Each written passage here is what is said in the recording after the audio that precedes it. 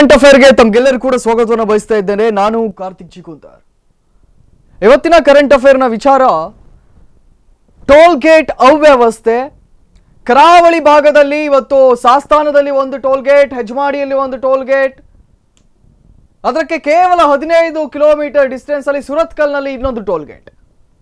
ಈ ಮೂರು ಟೋಲ್ ಗೇಟ್ಗಳು ಆಗಬಾರ್ದು. ಇದು ಕರಾವಳಿಗರಿಗೆ ಇರುವಂಥದ್ದು ಇದೊಂದೇ ರಸ್ತೆ. ಮಂಗಳೂರಿನಿಂದ ಕುಂದಾಪುರದವರೆಗೆ ಬೆಸೆಯುವಂಥದ್ದು ಇದೊಂದೇ ರಸ್ತೆ. ಇದೇ ರಸ್ತೆಯನ್ನು ನಾವೆಲ್ಲರೂ ಕೂಡ ಅವಲಂಬಿಸಿದ್ದೇವೆ.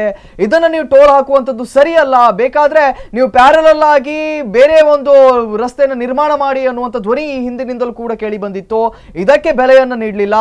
ರಸ್ತೆಯನ್ನ ಇಲ್ಲೇ ನಿರ್ಮಾಣವನ್ನ ಮಾಡಿದ್ರು, ಆಯ್ತು ಪರವಾಗಿಲ್ಲ ಅಂತ ಒಪ್ಕೊಂಡ್ರು. ಅದಾದ ಬಳಿಕ ಟೋಲ್ ಗೇಟ್ಗಳನ್ನ ರಸ್ತೆ ಕಾಮಗಾರಿ ಇವತ್ತು ಇನ್ನೂ ಕೂಡ ಪೂರ್ಣಗೊಂಡಿಲ್ಲ. ಆಗಾಗಲೇ ಟೋಲ್ ಗೇಟ್ಗಳನ್ನ ನಿರ್ಮಾಣ ಮಾಡಿದ್ರು, ತೀವ್ರವಾಗಿರ್ತಕ್ಕಂಥ ಪ್ರತಿಭಟನೆಯನ್ನ ಮಾಡಿದ್ರು.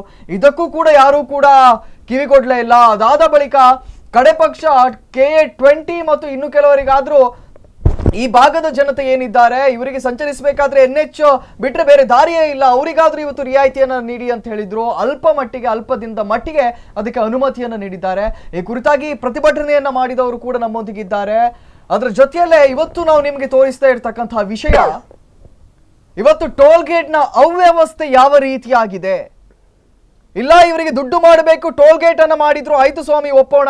ಕಡೆ ಪಕ್ಷ ಟೋಲ್ ಗೇಟಿಗೆ ಇಂಥದ್ದೇ ಆದಂತಹ ನಿಯಮಾವಳಿಗಳಿವೆ. ಇವತ್ತು 3 ನಿಮಿಷಕ್ಕಿಂತ 2 ನಿಮಿಷ 50 ಸೆಕೆಂಡ್ಗಿಂತ ಹೆಚ್ಚು ವೆಯ್ಟ್ ಮಾಡಿದ್ರೆ ಟೋಲ್ಗಳನ್ನ ಕಲೆಕ್ಟ್ ಮಾಡ್ಕೊಳ್ಳುವ ಹಾಗಿಲ್ಲ. ಆಂಬ್ಯುಲೆನ್ಸ್ಗಳಿಗೆ ಅಥವಾ ಲೋಕಲ್ ವಾಹನಗಳಿಗೆ ಬೇರೆ ಆಗಿರ್ತಕ್ಕಂಥ ಫಾಸ್ಟ್ ಟ್ರ್ಯಾಕ್ಗಳನ್ನು ಮಾಡಿಕೊಡ್ಬೇಕು, ಬೇರೆ ಆಗಿರ್ತಕ್ಕಂಥ ರಸ್ತೆಗಳನ್ನ ಮಾಡಬೇಕು, ಸರ್ವಿಸ್ ರಸ್ತೆ ಇರಬೇಕು. ಇವೆಲ್ಲವೂ ಕೂಡ ಇದೆಯಾ ಅನ್ನುವಂಥ ವಿಚಾರ, ಇದನ್ನು ನಾವು ನಿಮ್ಮ ಎದುರಿಗೆ ತೋರಿಸ್ತೇವೆ. ನಮ್ಮೊಂದಿಗೆ ಈ ಕುರಿತಾಗಿ ಮಾತಾಡಲಿಕ್ಕೆ ಈ ಹಿಂದಿನಿಂದಲೂ ಕೂಡ ಇದೇ ವಿಚಾರದ ಕುರಿತಾಗಿ ಹೋರಾಟವನ್ನು ಮಾಡ್ಕೊಂಡು ಬಂದಿರತಕ್ಕಂತಹ ರಾಘವೇಂದ್ರ ಶೆಟ್ಟಿ ಅವರಿದ್ದಾರೆ. ಸರ್, ತಮಗೆ ಕಾರ್ಯಕ್ರಮಕ್ಕೆ ಸ್ವಾಗತ. ಅದ್ರ ಜೊತೆಯಲ್ಲಿ ಇವತ್ತು ಕರ್ನಾಟಕ ರಕ್ಷಣಾ ವೇದಿಕೆಯ ಜಿಲ್ಲಾಧ್ಯಕ್ಷರಾಗಿರ್ತಕ್ಕಂಥ ಅನ್ಸರ್ ಅಹಮದ್ ಅವರು ಕೂಡ ನಮ್ಮೊಂದಿಗಿದ್ದಾರೆ. ಸರ್, ತಮಗೂ ಕೂಡ ಕಾರ್ಯಕ್ರಮಕ್ಕೆ ಸ್ವಾಗತ. ನಾನು ತಮ್ಮಿಬ್ಬರಲ್ಲಿ ಕೂಡ ಚರ್ಚೆಯನ್ನು ಮಾಡ್ತೇವೆ, ನಾನು ನಿಮ್ಮೊಂದಿಗೂ ಕೂಡ ಚರ್ಚೆಯನ್ನು ಮಾಡ್ತೇನೆ. ಇದಕ್ಕೂ ಮೊದಲಿಗೆ ಇವತ್ತು ಟೋಲ್ ಗೇಟ್ಗಳನ್ನ ಏನೋ ಸುಮ್ಮನೆ ಸ್ಟುಡಿಯೋದಲ್ಲಿ ಕೂತ್ಕೊಂಡು ನಾವು ಮಾತಾಡಿ ಅಭ್ಯಾಸ ಇಲ್ಲ. ಟೋಲ್ ಗೇಟ್ನ ಪರಿಸ್ಥಿತಿ ಏನಿದೆ ಇದನ್ನು ನೋಡ್ಕೊಂಡು ಬರೋಣ.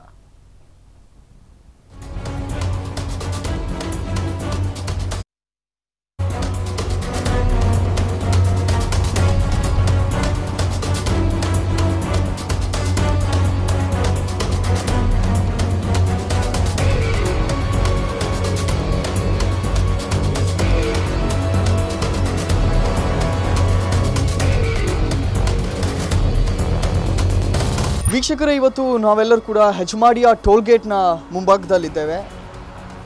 ಕರಾವಳಿಗರ ತೀವ್ರವಾಗಿರ್ತಕ್ಕಂತಹ ವಿರೋಧದ ನಡುವೆ ನಮಗೆ ಟೋಲ್ ಗೇಟ್ನ ಅವಶ್ಯಕತೆ ಇಲ್ಲ, ಅದು ಕೂಡ 15-20 ಕಿಲೋಮೀಟರಲ್ಲಿ ಟೋಲ್ ಗೇಟ್ಗಳನ್ನು ಹಾಕುವಂತಹ ಯಾವುದೇ ಒಂದು ನಿಯಮಗಳು ಇಲ್ಲ ಅಂತ ಹೇಳಿ ತೀವ್ರವಾಗಿರ್ತಕ್ಕಂಥ ಪ್ರತಿಭಟನೆಯನ್ನು ಮಾಡಿದ್ರು, ರಸ್ತೆ ತಡೆಯನ್ನು ನಡೆಸಿದ್ರು. ಇಷ್ಟೆಲ್ಲ ಆದರೂ ಕೂಡ ಇವತ್ತಿಗೆ ಹೆಜ್ಮಾಡಿ ಟೋಲ್ ಗೇಟ್ ಏನಿದೆ, ನಾವೇನು ತೋರಿಸ್ತಾ ಇದ್ದೇವೆ, ಹೆಜ್ಮಾಡಿ ಟೋಲ್ ಗೇಟ್ ಇನ್ನೂ ಕೂಡ ಕಾರ್ಯನಿರ್ವಹಿಸ್ತಾ ಇದೆ. ಆದರೆ ಕಡೆ ಪಕ್ಷ ಇಲ್ಲಿ ವ್ಯವಸ್ಥೆಗಳಾದರೂ ಸರಿಯಾಗಿವೆಯಾ? ಇವತ್ತು ಇದೀಗ ಟೋಲ್ ಗೇಟ್ ಯಾರಿಗೂ ಕೂಡ ಫ್ರೀ ಆಗಿ ಬಿಡ್ತಾ ಇಲ್ಲ. ಎಲ್ಲ ವಾಹನಗಳಲ್ಲಿ ಕೂಡ ಸರಿಯಾಗಿ ಟೋಲ್ಗಳನ್ನು ಕಲೆಕ್ಟ್ ಮಾಡ್ಕೊಳ್ತಾ ಇದ್ದಾರೆ.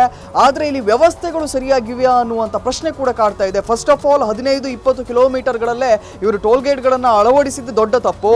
ಅದಲ್ಲದೆ ವ್ಯವಸ್ಥೆಗಳು ಎಷ್ಟರ ಮಟ್ಟಿಗಿದೆ ಅನ್ನುವಂಥ ಅಸತ್ಯತೆಗಳನ್ನು ನಾವಿವತ್ತು ನಿಮ್ಮ ಎದುರಿಗೆ ತೋರಿಸ್ತಾ ಇದ್ದೇವೆ.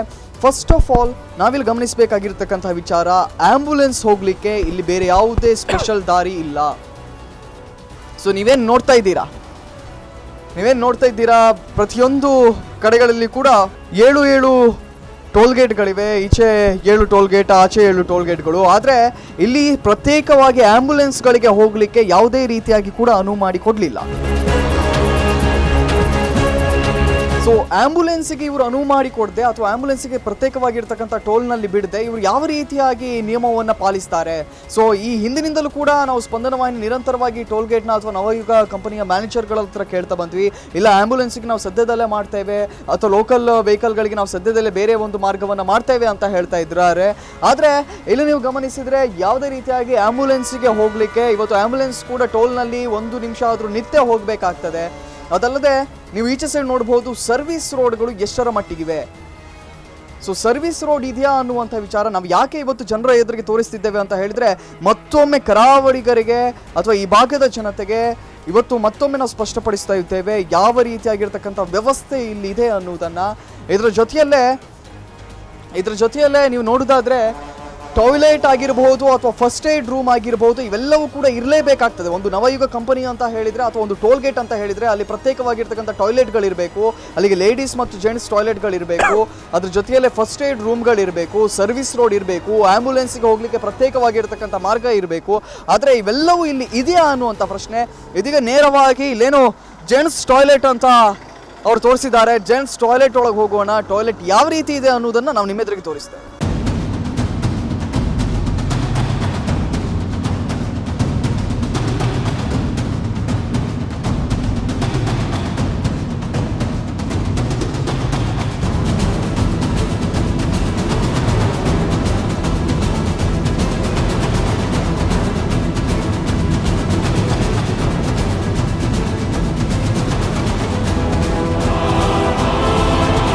ಟಾಯ್ಲೆಟ್ ಅಂತ ಹೇಳ್ತಾ ಇದ್ದಾರೆ. ನವಯುಗ ಕಂಪನಿಯ ಅಂಡರಲ್ಲಿ ಅಥವಾ ಈ ಒಂದು ಟೋಲ್ ಗೇಟ್ನಲ್ಲಿ ಕೇವಲ ಟಾಯ್ಲೆಟ್ಗಳನ್ನು ಕಡಿಸಿದ್ರೆ ಸಾಕಾಗೋದಿಲ್ಲ, ಅದನ್ನು ಮೇಂಟೈನ್ ಕೂಡ ಮಾಡ್ಕೊಂಡು ಬರಬೇಕಾಗ್ತದೆ. ನಾವು ನಿಮ್ಗೇನು ದೃಶ್ಯಗಳನ್ನು ತೋರಿಸ್ತಾ ಇದ್ದೇವೆ, ಇದರಲ್ಲಿ ಯಾವುದೇ ಪಬ್ಲಿಕ್ ಇರಲಿ ಬೇರೆ ಯಾರೂ ಕೂಡ ಬರಲಿಕ್ಕೆ ಸಾಧ್ಯವೇ ಇಲ್ಲ, ಇದರ ಹತ್ತಿರ ಕೂಡ ಸುಳಿಲಿಕ್ಕೆ ಸಾಧ್ಯವಿಲ್ಲ. ಅಂತಹ ಒಂದು ಕೆಟ್ಟ ಸ್ಥಿತಿಯಲ್ಲಿ ಈ ಒಂದು ಟಾಯ್ಲೆಟ್ ಇದೆ. ಅದರ ಜೊತೆಯಲ್ಲೇ ಮಹಿಳೆಯರು ಮಕ್ಕಳಂತೂ ಇಂತಹ ಟಾಯ್ಲೆಟ್ಗಳಿಗೆ ಬರಲಿಕ್ಕೆ ಯಾವುದೇ ಸಂದರ್ಭದಲ್ಲಿ ಕೂಡ ಆಗುವುದಿಲ್ಲ ಅಂತ ಹೇಳ್ಬೋದೇನೋ, ಅಂತಹ ಒಂದು ಗಲೀಜಿನ ಪರಿಸ್ಥಿತಿಯಲ್ಲಿದೆ. ಯಾಕೆ ಹಾಗಾದ್ರೆ ನವಯುಗ ಕಂಪನಿಗೆ ಇಷ್ಟು ಟೋಲ್ಗೇಟ್ಗಳನ್ನು ಕಲೆಕ್ಟ್ ಮಾಡ್ತಾರೆ, ಅಥವಾ ಈ ಭಾಗದ ಜನತೆ ಬೇಡ ಅಂತ ಹೇಳಿದ್ರು ಕೂಡ ಟೋಲ್ಗೇಟ್ಗಳನ್ನ ಕಲೆಕ್ಟ್ ಮಾಡ್ತಾರೆ, ಅಂಥದ್ರಲ್ಲಿ ಕೇವಲ ಇದನ್ನು ಒಂದು ಮೇಂಟೆನೆನ್ಸ್ಗೆ ಜನಗಳನ್ನು ಇವ್ರ ಹತ್ರ ಇಟ್ಕೊಳ್ಳಿಕ್ಕೆ ಸಾಧ್ಯ ಆಗಲಿಲ್ವಾ ಅನ್ನುವಂಥ ಪ್ರಶ್ನೆ ಮತ್ತೊಮ್ಮೆ ನಿಮಗೆ ಸ್ಪಷ್ಟಪಡಿಸ್ತಾ ಇದ್ದೇವೆ.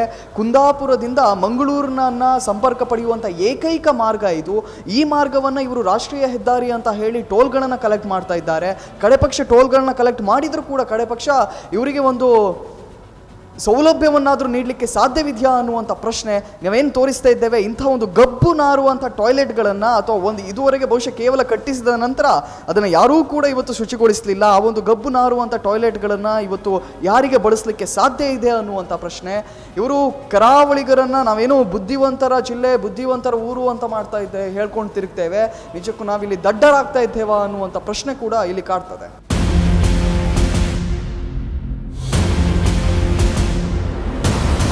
ಇದರ ಜೊತೆಯಲ್ಲೇ ಇವತ್ತು ಗಂಭೀರವಾಗಿರ್ತಕ್ಕಂಥ ಇನ್ನೊಂದು ವಿಚಾರ, ಇವತ್ತು ಕಡೆಗೆ ಒಂದೊಮ್ಮೆ ಟಾಯ್ಲೆಟ್ಗಳಿವೆ, ಇವತ್ತು ರಾತ್ರಿಯ ಹೊತ್ತಿಗೆ ಯಾರಾದರೂ ಕೇವಲ ಟಾಯ್ಲೆಟ್ ಬೋರ್ಡ್ಗಳನ್ನು ನೋಡಿ ಬಂದರೆ ನಿಜಕ್ಕೂ ನೀವು ಗಾಬರಿ ಆಗ್ತೀರಾ. ಯಾಕಂತ ಹೇಳಿದರೆ ಇಲ್ಲಿ ಯಾವುದೇ ಟಾಯ್ಲೆಟ್ಗಳಲ್ಲಿ ಲೈಟ್ಗಳಿಲ್ಲ. ಇಲ್ಲಿ ನಾವೇನು ತೋರಿಸ್ತಾ ಇದ್ದೇವೆ ಇವಿಷ್ಟು ಲೈಟ್ ಸ್ವಿಚ್ಗಳು, ಇದು ಯಾವುದೇ ಲೈಟ್ ಸ್ವಿಚ್ಗಳನ್ನು ಹಾಕಿದರೆ ಯಾವುದೇ ಟಾಯ್ಲೆಟ್ಗಳಲ್ಲಾಗಲಿ ಅಥವಾ ಯಾವುದೇ ಹಾಲ್ಗಳಲ್ಲಾಗಲಿ ಇವತ್ತು ಲೈಟ್ಗಳು ಬರ್ತಾ ಇಲ್ಲ. ಈ ಒಂದು ಕತ್ತಲೆಯಲ್ಲಿ ಬೇರೆ ಅವ್ಯವಹಾರಗಳು ಕೂಡ ಆಗುವಂತಹ ಚಾನ್ಸಸ್ಗಳಿವೆ. ಅಥವಾ ಮಹಿಳೆಯರು ಅಥವಾ ಹಿರಿಯರು ಇವತ್ತು ಟಾಯ್ಲೆಟಿಗೆ ಅಂತ ರಾತ್ರಿ ಹೊತ್ತಿನಲ್ಲಿ ಬಂದರೆ ಲೈಟ್ಗಳು ಇಲ್ಲದೆ ಇದ್ದರೆ ಅಲ್ಲಿ ಬೇರೆ ಏನಾದರೂ ಅಕ್ರಮ ಆಗುವಂಥ ಸಾಧ್ಯತೆಗಳಿವೆ ಅನ್ನುವಂಥದ್ದನ್ನು ಕೂಡ ಇವತ್ತು ಜನರ ಎದುರಿಗೆ ನಾವು ತೆರೆದಿಡ್ತಾ ಇದ್ದೇವೆ.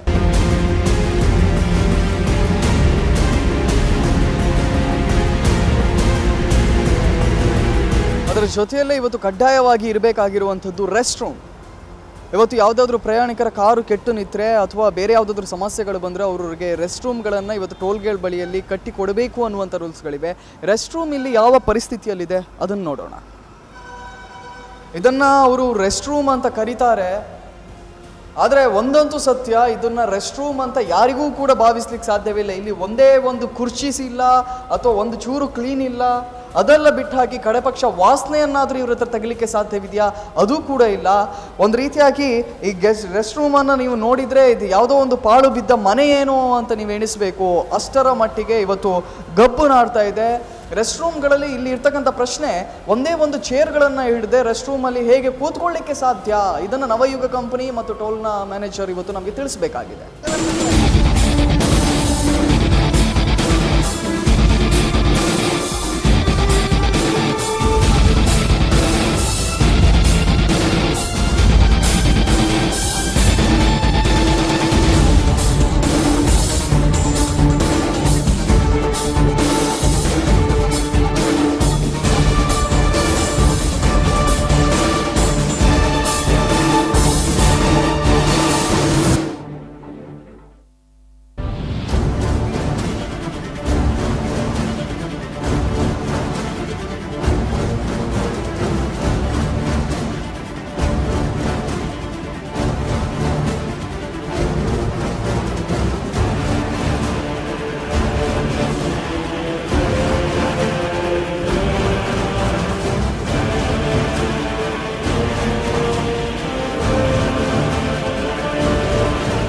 ಇದುವರೆಗೆ ನಾವು ನಿಮಗೆ ಹೆಜ್ಮಾಡಿಯ ಟೋಲ್ಗೇಟ್ ಕುರಿತಾಗಿ ನಾವು ತಿಳಿಸಿದ್ವಿ. ಆದರೆ ಸುರತ್ಕಲ್ನ ಟೋಲ್ಗೇಟನ್ನು ನೋಡಿದರೆ ನಿಮಗೆ ಇದು ಟೋಲ್ಗೇಟ್ ಹೌದೋ ಅಲ್ವೋ ಅನ್ನುವಷ್ಟರ ಮಟ್ಟಿಗೆ ಇದು ಪಾಳು ಬಿದ್ದಿದೆ.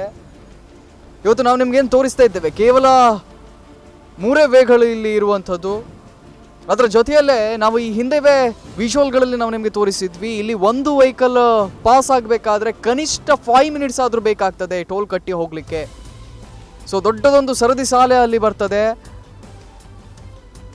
ಕೇವಲ ಇರುವಂಥದ್ದು ಕೇವಲ 3 ಲೇನ್ ಆದ್ರಿಂದಾಗಿ ಇಲ್ಲಿ ಕಡಿಮೆ ಅಂತ ಹೇಳಿದರೆ 5 ನಿಮಿಷ ಆದರೂ ಬೇಕಾಗ್ತದೆ. ಬಹುಶಃ ಈಗಾಗಲೇ RTI ಅಂಡರಲ್ಲಿ ನಾವು ಏನೋ ಒಂದು ಚೀಟಿಯನ್ನು ಸ್ಪಂದನ ವಾಹಿನಿ RTI ಅಂಡರಲ್ಲಿ ನಾವು ಡಾಕ್ಯುಮೆಂಟ್ಗಳನ್ನು ಕಲೆಕ್ಟ್ ಮಾಡಿದ್ದೇವೆ. ಅದರ ಪ್ರಕಾರ 3 ನಿಮಿಷಕ್ಕಿಂತ ಹೆಚ್ಚು ಹೊತ್ತು ಯಾವುದೇ ವಾಹನಗಳು ನಿಂತರೂ ಕೂಡ ಅದಕ್ಕೆ ಟೋಲ್ಗಳನ್ನು ಕಲೆಕ್ಟ್ ಮಾಡುವ ಹಾಗಿಲ್ಲ ಅನ್ನುವಂಥ ರೂಲ್ಸ್ ಇದೆ. ಆದರೆ ನೀವಿಲ್ಲಿ ನೋಡ್ಬೋದು, ಬಹುಶಃ ಆ ಹಿಂದೆ ಇರ್ತಕ್ಕಂಥ ಲಾರಿಗಳು ಇವತ್ತು ಟೋಲ್ಗಳನ್ನು ಕಟ್ಟಿ ಪಾಸ್ ಆಗಬೇಕಾದ್ರೆ ಕನಿಷ್ಠ ಆದರೂ 5 ನಿಮಿಷಗಳು ಬೇಕಾಗ್ತವೆ. ಇಂತಹ ಒಂದು ಅವ್ಯವಸ್ಥೆಯಲ್ಲಿ ಸುರತ್ಕಲ್ನ ಟೋಲ್ ಗೇಟ್ ಇದೆ. ಇವತ್ತಿಗೆ ನಿಯಮದ ಪ್ರಕಾರವಾಗಿ 3 ನಿಮಿಷಕ್ಕಿಂತ ಹೆಚ್ಚು ಹೊತ್ತು ಯಾವುದೇ ವಾಹನಗಳು ನಿಂತರೂ ಕೂಡ ಇವತ್ತು ಅವುಗಳಿಗೆ ಟೋಲ್ಗಳನ್ನು ಕಲೆಕ್ಟ್ ಮಾಡುವ ಹಾಗಿಲ್ಲ ಅನ್ನುವಂಥ ಒಂದು ನಿಯಮವೂ ಕೂಡ ಇದೆ. ನೀವಿಲ್ಲಿ ನೋಡ್ತಾ ಇದ್ದೀರಾ, ಏನು ಒಂದು ಭಾರತ್ ಗ್ಯಾಸ್ ಟ್ರಕ್ ನಿಂತಿದೆ. ಇದು ಇವತ್ತು ಪಾಸ್ ಆಗಬೇಕಾದ್ರೆ ಇವತ್ತು ನಾವು ನಿಮಗೆ ತೋರಿಸ್ತಾ ಇದ್ದೇವೆ, ಆಂಬುಲೆನ್ಸ್ ನಮ್ಮ ಎದುರಿಗೆ ಆಂಬುಲೆನ್ಸ್ ಬರ್ತಾ ಇದೆ ಸೈರನ್ ಹಾಕೊಂಡು. ಇವತ್ತು ಆಂಬುಲೆನ್ಸ್ನ ಪರಿಸ್ಥಿತಿ ಯಾವ ರೀತಿ ಆಗಿದೆ ಅನ್ನೋದನ್ನು ನೀವು ಕೂಡ ನೋಡ್ಬೋದೇನೋ. ಆ ಒಂದು ಟ್ರಾಫಿಕ್ನಲ್ಲೇ ಅದಕ್ಕೆ ಲೈನಲ್ಲಿ ನಿತ್ಯ ಇವತ್ತು ಹೋಗಬೇಕಾಗಿದೆ. ಆಂಬುಲೆನ್ಸ್ಗಳಿಗೆ ಕೂಡ ಇವತ್ತು ಪ್ರತ್ಯೇಕವಾಗಿರ್ತಕ್ಕಂಥ ಯಾವುದೇ ಮಾರ್ಗಗಳು ಕೂಡ ಇಲ್ಲ. ಅದಲ್ಲದೆ ನೀವೀಗ ನೋಡ್ಬೋದು, ಬಹುಶಃ ಈಗಾಗಲೇ 2 ರಿಂದ 3 ನಿಮಿಷಗಳು ಕಳೆದಿವೆ, ಇನ್ನೂ ಕೂಡ ವಾಹನಗಳು ಇಲ್ಲೇ ನಿಂತಿವೆ. 3 ನಿಮಿಷಕ್ಕಿಂತ ಹೆಚ್ಚು ಹೊತ್ತು ನಿಂತರೆ ಅದಕ್ಕೆ ಟೋಲ್ಗಳನ್ನು ಕಲೆಕ್ಟ್ ಮಾಡಿಕೊಳ್ಳುವ ಹಾಗಿಲ್ಲ ಅನ್ನುವಂಥ ರೂಲ್ಸ್ ಇದೆ. ಆದರೆ ಬಹುಶಃ ಇವತ್ತು ಬೇರೆ ಬೇರೆ ರಾಜ್ಯಗಳಿಂದ ಬರುವಂತಹ ಡ್ರೈವರ್ಗಳೇನಿದ್ದಾರೆ ಅವರಿಗೆ ಇವರು ಮಂಗ ಮಾಡಿ ಟೋಲ್ಗಳನ್ನ ಕಲೆಕ್ಟ್ ಮಾಡ್ಕೊಳ್ತಾರಾ ಅನ್ನುವಂಥ ಪ್ರಶ್ನೆ ಕೂಡ ನಮಗೆ ಇಲ್ಲಿ ಕಾಡ್ತಾ ಇದೆ. ಒಟ್ಟಾರೆಯಾಗಿ ಇವತ್ತು ಸಂಪೂರ್ಣವಾಗಿ ಯಾವುದೇ ಒಂದು ಸುಸಜ್ಜಿತವಾಗಿರ್ತಕ್ಕಂಥ ವ್ಯವಸ್ಥೆಗಳಿಲ್ಲದೆ ಈ ರೀತಿಯಾಗಿ ಟೋಲ್ಗಳನ್ನ ಕಲೆಕ್ಟ್ ಮಾಡ್ಕೊಳ್ಳುವಂಥದ್ದು ಎಷ್ಟರ ಮಟ್ಟಿಗೆ ಸರಿ ಅನ್ನುವಂಥ ಪ್ರಶ್ನೆ.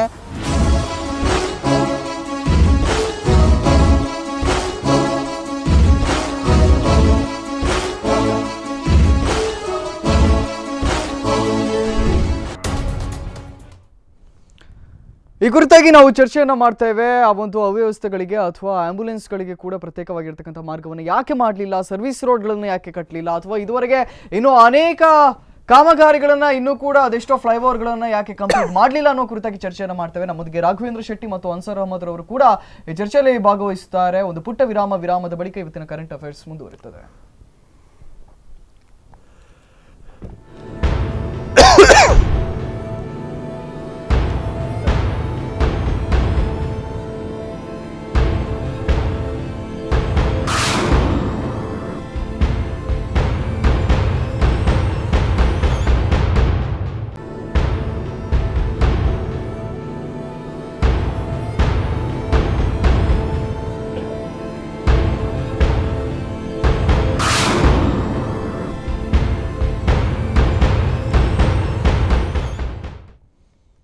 ಇವತ್ತಿನ ಕರೆಂಟ್ ಅಫೇರ್ಗೆ ಮತ್ತೊಮ್ಮೆ ತಮಗೆಲ್ಲರೂ ಕೂಡ ಸ್ವಾಗತವನ್ನು ಬಯಸ್ತಾ ಇದ್ದೇವೆ. ಸಾಧ್ಯವಾದರೆ ನಿಮ್ಮ ಕರೆಗಳನ್ನು ಕೂಡ ಸಂಪರ್ಕಕ್ಕೆ ಪಡಿತೇವೆ. ಅನ್ಸರ್ ಅಹಮದ್ ಮತ್ತು ರಾಘವೇಂದ್ರ ಶೆಟ್ಟಿ, ತಮ್ಮಿಬ್ಬರು ಕೂಡ ಕಾರ್ಯಕ್ರಮಕ್ಕೆ ಮತ್ತೊಮ್ಮೆ ಸ್ವಾಗತ. ನಾನು ಅನ್ಸರ್ ಅಹಮದ್ ರವರಲ್ಲಿ ಆ ಸಂದರ್ಭದಲ್ಲಿ ತೀವ್ರವಾಗಿರ್ತಕ್ಕ ಪ್ರತಿಭಟನೆಯನ್ನು ಮಾಡಿದ್ರಿ, ಬಟ್ ಆ ಟೋಲ್ ಪರಿಸ್ಥಿತಿ ಇದೇ ರೀತಿಯಾಗಿದೆ. ಕಡೆಪಕ್ಷ ರಸ್ತೆ ಆದರೂ ಸರಿಯಾಗಿ ಕಾಮಗಾರಿಯನ್ನು ಪೂರ್ಣಗೊಳಿಸಿದ್ದಾರಾ? ಅದು ಕೂಡ ಇಲ್ಲ. ಇವತ್ತು ಕೋಟೇಶ್ವರ ಅನೇಕ ಕಡೆಗಳಲ್ಲಿ ಹೋಗಿ ನೋಡಿದರೆ ಇನ್ನೂ ಕೂಡ ಫ್ಲೈಓವರ್ಗಳು ಸಂಪೂರ್ಣವಾಗಿ ನಿರ್ಮಾಣ ಆಗಲಿಲ್ಲ. ಸೊ ಇದಕ್ಕೆ ಮುಕ್ತಿಯೇ ಇಲ್ವಾ ಅನ್ನುವಂಥ ಪ್ರಶ್ನೆ. ಹಾಗಾದ್ರೆ ಈ ನಿಯಮಾವಳಿಗಳನ್ನು ಮೀರಿ ಉಲ್ಲಂಘಿಸಿ ಏನು ಇವರು ಸರ್ವಿಸ್ ರೋಡನ್ನು ನಿರ್ಮಾಣ ಮಾಡದೆ, ಸರಿಯಾದ ಒಂದು ಟಾಯ್ಲೆಟ್ ವ್ಯವಸ್ಥೆ ಮಾಡದೆ, ಯಾವುದೇ ಒಂದು ನಿಯಮಾವಳಿಗಳನ್ನು ಪರಿಪೂರ್ಣವಾಗಿ ಪಾಲಿಸದೆ ಟೋಲನ್ನು ವಸೂಲಿ ಮಾಡುತ್ತಿರುವುದು ನಿಜವಾಗಿ ಅವರು ಸಾರ್ವಜನಿಕರಿಗೆ ಮಾಡುತ್ತಿರುವಂತಹ ಹಗಲು ದರೋಡೆ, ಅದರಲ್ಲಿ 2 ಮಾತಿಲ್ಲ. ಆದರೆ ನಾವು ಇಲ್ಲಿ ಮೊದಲಿಂದ ಈ ಟೋಲ್ ವ್ಯವಸ್ಥೆಯನ್ನು ಸರಿ ಮಾಡಬೇಕಂತ ಮೊದಲಿಂದ ಹೋರಾಟ ಮಾಡ್ಕೊಂಡು ಬಂದಿದ್ದೇವೆ. ಅವರು ಸರಿಯಾದ ಒಂದು ರೀತಿಯಲ್ಲಿ ಕಾನೂನು ನಿಯಮಾವಳಿಗಳ ಪ್ರಕಾರ ಸರ್ವಿಸ್ ರೋಡ್ ಮಾಡಿ ಬೇರೆ ಏನೇನು ರೂಲ್ಸ್ ಆ್ಯಂಡ್ ರೆಗ್ಯುಲೇಷನ್ ಅದನ್ನು ಪಾಲಿಸಿ ನಂತರ ಟೋಲ್ ವಸೂಲಿ ಮಾಡುವಂಥ ಹೋರಾಟ ಮಾಡಿದಾಗ ಕಡೆಗೆ ಉಡುಪಿಯವರಿಗೆ ಒಂದು ವಿನಾಯಿತಿ ಕೊಡುವ ರೀತಿಯಲ್ಲಿ ಅವರು ಒಂದು ತಾತ್ಕಾಲಿಕ ಒಂದು ಶಮನವನ್ನು ನೀಡಿದ್ದಾರೆ. ಆದರೆ ಮುಂದಿನ ದಿವಸಗಳಲ್ಲಿ ಈ ಸರ್ವಿಸ್ ರೋಡ್ ಆಗ್ತಾ ಇದೆ, ಬಹುಶಃ ಆಗ್ಬೋದೇನೋ ಅಂತ ಭರವಸೆ ಇದೆ. ಸಂಪೂರ್ಣ ಭರವಸೆ ನಮಗೆ ಇಲ್ಲ. ಯಾಕಂತಂದರೆ ಇಲ್ಲಿ ಅದು ಏನು ಹೇಳ್ಬೇಕಂತ ಗೊತ್ತಾಗ್ತಾ ಇಲ್ಲ, ಆ ಮಟ್ಟಕ್ಕೆ ಇಳಿದೋಗಿದೆ ಇಲ್ಲಿ ವ್ಯವಸ್ಥೆ. ಎಸ್ ಎಸ್ ಎಸ್ ನಾನು ರಾಘವೇಂದ್ರ ಶೆಟ್ಟಿ ಅವರಲ್ಲಿ ಕೂಡ ಉತ್ತರ ಪಡ್ಕೊಳ್ತೇನೆ. ಸರ್, ಈತನ ನಡುವೆ ಓರ್ವ ನಮ್ಮದು ನೇರ ಸಂಪರ್ಕದಲ್ಲಿದ್ದಾರೆ. ತಮ್ಮ ಹೆಸರು ಮತ್ತು ಎಲ್ಲಿಂದ ಕರೆ ಮಾಡ್ತಾ ಇದ್ದೀರಾ? ಹೇಳಿ ಹೇಳಿ ಹೇಳಿ ಗುರುಪ್ರಸಾದ್ ಅವರೇ. ಗುರುಪ್ರಸಾದ್ ಅಲ್ಲ ಸರ್, ನಾನು ಪದ್ಮನಾಭ ಅಂತ ಮಾತಾಡೋದು, ಗುರುಪುರ ಕೈಕಮ್ಮದಿಂದ. ಎಸ್ ಎಸ್ ಎಸ್ ಪದ್ಮನಾಭ ಅವರೇ ಹೇಳಿ. ಸರ್, ನಿಮ್ಮ ಈಗ ಮೀಡಿಯಾದಲ್ಲಿ ಬರ್ತಾ ಇದೆ ಟೋಲ್ ಗೇಟ್ ನ ಬಗ್ಗೆ. ಈಗ ನೀವು ಹೇಳಿದಂತ ನಿಮ್ಮ ಯಾರು ಮೀಡಿಯಾದಲ್ಲಿ ರಿಪೋರ್ಟರ್ ಇದ್ದಾರೆ, ಅವ್ರು ಹೇಳ್ತಿದ್ದಾರೆ 3 ನಿಮಿಷ ತಪ್ಪಿದ್ರೆ 4 ನಿಮಿಷ ಇದ್ರೆ ಟೋಲು ತಗೊಳ್ಳುವ ಹಾಗೆ ಇಲ್ಲ ಅಂತ ಹೇಳ್ತಿದ್ದಾರೆ ಅವರು. ಅದರ ಬಗ್ಗೆ ಎಲ್ಲ ಟ್ರಕ್ ಚಾಲಕರಿಗೆ ಆಗ್ಲಿ ಮಾಲಕರಾಗ್ಲಿ ಮಾಹಿತಿ ಇಲ್ಲ ಅಂತ ನಾನು ಅನಿಸಿದ್ದೇನೆ. ಎಸ್, ಖಂಡಿತ ಖಂಡಿತ. ಬಹುಶಃ ಇತ್ತೀಚೆಗಷ್ಟೇ ಹರಿಯಂ ಜಿಂದಾಲ್ ಬಹುಶಃ ಇವರ್ಯಾರೋ ಒಂದು RTI ಅರ್ಜಿಯನ್ನ ಪಡೆದುಕೊಂಡ ನಂತರ ಇದು ವಿಷಯ ಬಯಲಿಗೆ ಬಂದಿರತಕ್ಕಂಥದ್ದು. 2016ರಲ್ಲಿ ಇದು ಗೊತ್ತಿತ್ತು. ಆದರೆ ಇದುವರೆಗೆ ಅನೇಕರಿಗೆ ಮಾಹಿತಿಯನ್ನು ತಲುಪಿಸುವಲ್ಲಿ ಇವತ್ತು ನಾವು ರಸ್ತೆಗಳನ್ನ ನಿರ್ಮಾಣ ಮಾಡ್ತೇವೆ, ನೀವು ಟ್ಯಾಕ್ಸ್ ಕಟ್ಟಲೇಬೇಕು ಅಂತ ಎಲ್ಲರೂ ಕೂಡ ಮಾಹಿತಿಯನ್ನು ನೀಡ್ತಾರೆ. ಆದರೆ ಈ ಒಂದು ರೂಲ್ಸ್ ಆ್ಯಂಡ್ ರೆಗ್ಯುಲೇಷನ್ಗಳನ್ನು ಯಾರು ಕೂಡ ಹೇಳ್ತಾ ಇಲ್ಲ. ಇದು ಕೂಡ ಈ ಒಂದು ಪ್ರಯತ್ನವನ್ನು ಕೂಡ ನಾವು ಇವತ್ತು ಸ್ಪಂದನ ವಾಹಿನಿಯಲ್ಲಿ ಮಾಡ್ತಾ ಇದ್ದೇವೆ. 2 minutes and 50 seconds times are required for a vehicle to wait for its turn in the queue.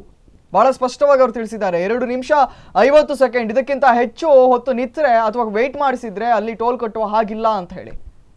ತುಂಬಾ ಒಳ್ಳೆಯ ಮಾತು ಸರ್ ನಿಮ್ಮ ಈ ಮೀಡಿಯಾದಲ್ಲಿ ಬರುವ. ಆದ್ರೆ ಈಗ ನಾವು ಬಂದ ಅದು ನಿಮಿಷ ಅದನ್ನು ಲೆಕ್ಕ ಮಾಡುದು ಯಾರು ಸರ್? ಅವರಿಗೆ ಈಗ ಅವ್ರ ಹತ್ರ ನಾವು ಹೇಳಿದ್ರೆ ಅವರು ನಂಬ್ತಾರೆ ಸರ್. ನಾನು ಬಂದು 3 ನಿಮಿಷ ಆಯ್ತು 4 ನಿಮಿಷ ಆಯ್ತು ಅಂತ ಹೇಳಿದ್ರೆ ಈ ಟೋಲ್ ಬೂತ್ ಅಲ್ಲಿ ಕೂತವರು ನಂಬ್ತಾರೆ ಸರ್ ನಮ್ಮ ಮಾತನ್ನು. ನೀವು ಹಾಗೆ ಹೇಳಿದ್ರೆ ಬಡಿತಾರೆ ಎಲ್ಲ ಒಟ್ಟು ಸೇರಿ. ಅಯ್ಯೋ, ಅಲ್ಲಿ ಒಂದು ಮಾತಾಡ್ಲಿಕ್ಕಿಲ್ಲ. ಈ ಪ್ರಶ್ನೆ ಒಂದು ಉತ್ತಮವಾಗಿರ್ತಕ್ಕಂಥ ಪ್ರಶ್ನೆಯನ್ನ ಕೇಳಿದ್ರೆ ಈ ಕುರಿತಾಗಿ ಕೂಡ ನಾವು ಮಾತಾಡ್ತೇವೆ. ಯಾಕಂತ ಹೇಳಿದ್ರೆ ಇವತ್ತು ರಾಘವೇಂದ್ರ ಶೆಟ್ಟಿ ಅವರು ಈ ಹಿಂದೆ ಕೂಡ ಮಾತಾಡ್ತಾ ತಿಳಿಸಿದ್ರು, ಏನೋ ಒಂದು ರೀತಿ ನೈತಿಕ ಗೂಂಡಾಗಿರಿಯನ್ನ ಕೂಡ ಈ ಟೋಲ್ ನಲ್ಲಿ ಕೆಲವರು ಮಾಡ್ತಾರೆ ಅಂತ. ಹೌದೌದೌದು ಸರ್.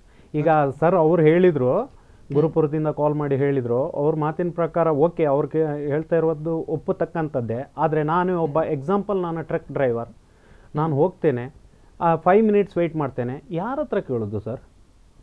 ಯಾರ ಹತ್ರ ಕೇಳೋದು? ಅವರಿಗೆ ಫುಲ್ಲು ಪೊಲೀಸ್ ಸೆಕ್ಯೂರಿಟಿ ಇದೆ.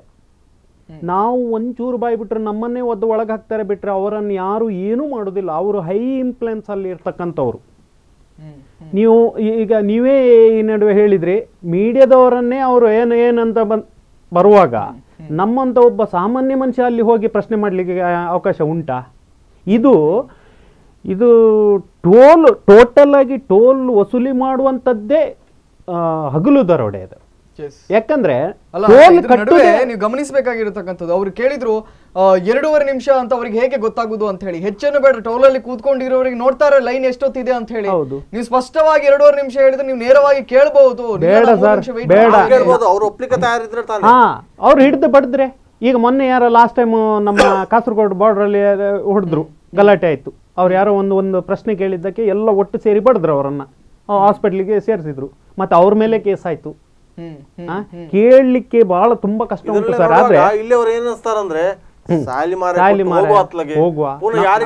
ಇಲ್ಲಿ ಇನ್ನೊಂದೇನಾಗಿದೆ ಅಂದ್ರೆ ನಮ್ಮ ಒಂದು ಉಡುಪಿ ಮಂಗಳೂರು ಈ ಜಾಗದಲ್ಲಿ ಮರ್ಯಾದೆಗೆ ಸ್ವಲ್ಪ ಹೆದರುದು ಜಾಸ್ತಿ. ಹಾಗಾಗಿ ನಮ್ಮ ಮೈನಸ್ ಪಾಯಿಂಟ್ ಕೂಡ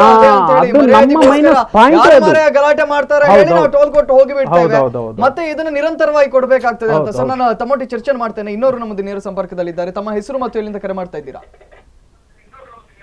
ಹಲೋ ಹಲೋ, ದಯವಿಟ್ಟು ತಮ್ಮ ಟಿವಿ ವಾಲ್ಯೂಮ್ ಅನ್ನು ಮ್ಯೂಟ್ ಮಾಡಿ. ತಮ್ಮ ಹೆಸರು ಮತ್ತು ಎಲ್ಲಿಂದ ಕರೆ ಮಾಡ್ತಾ ಇದ್ದೀರಾ?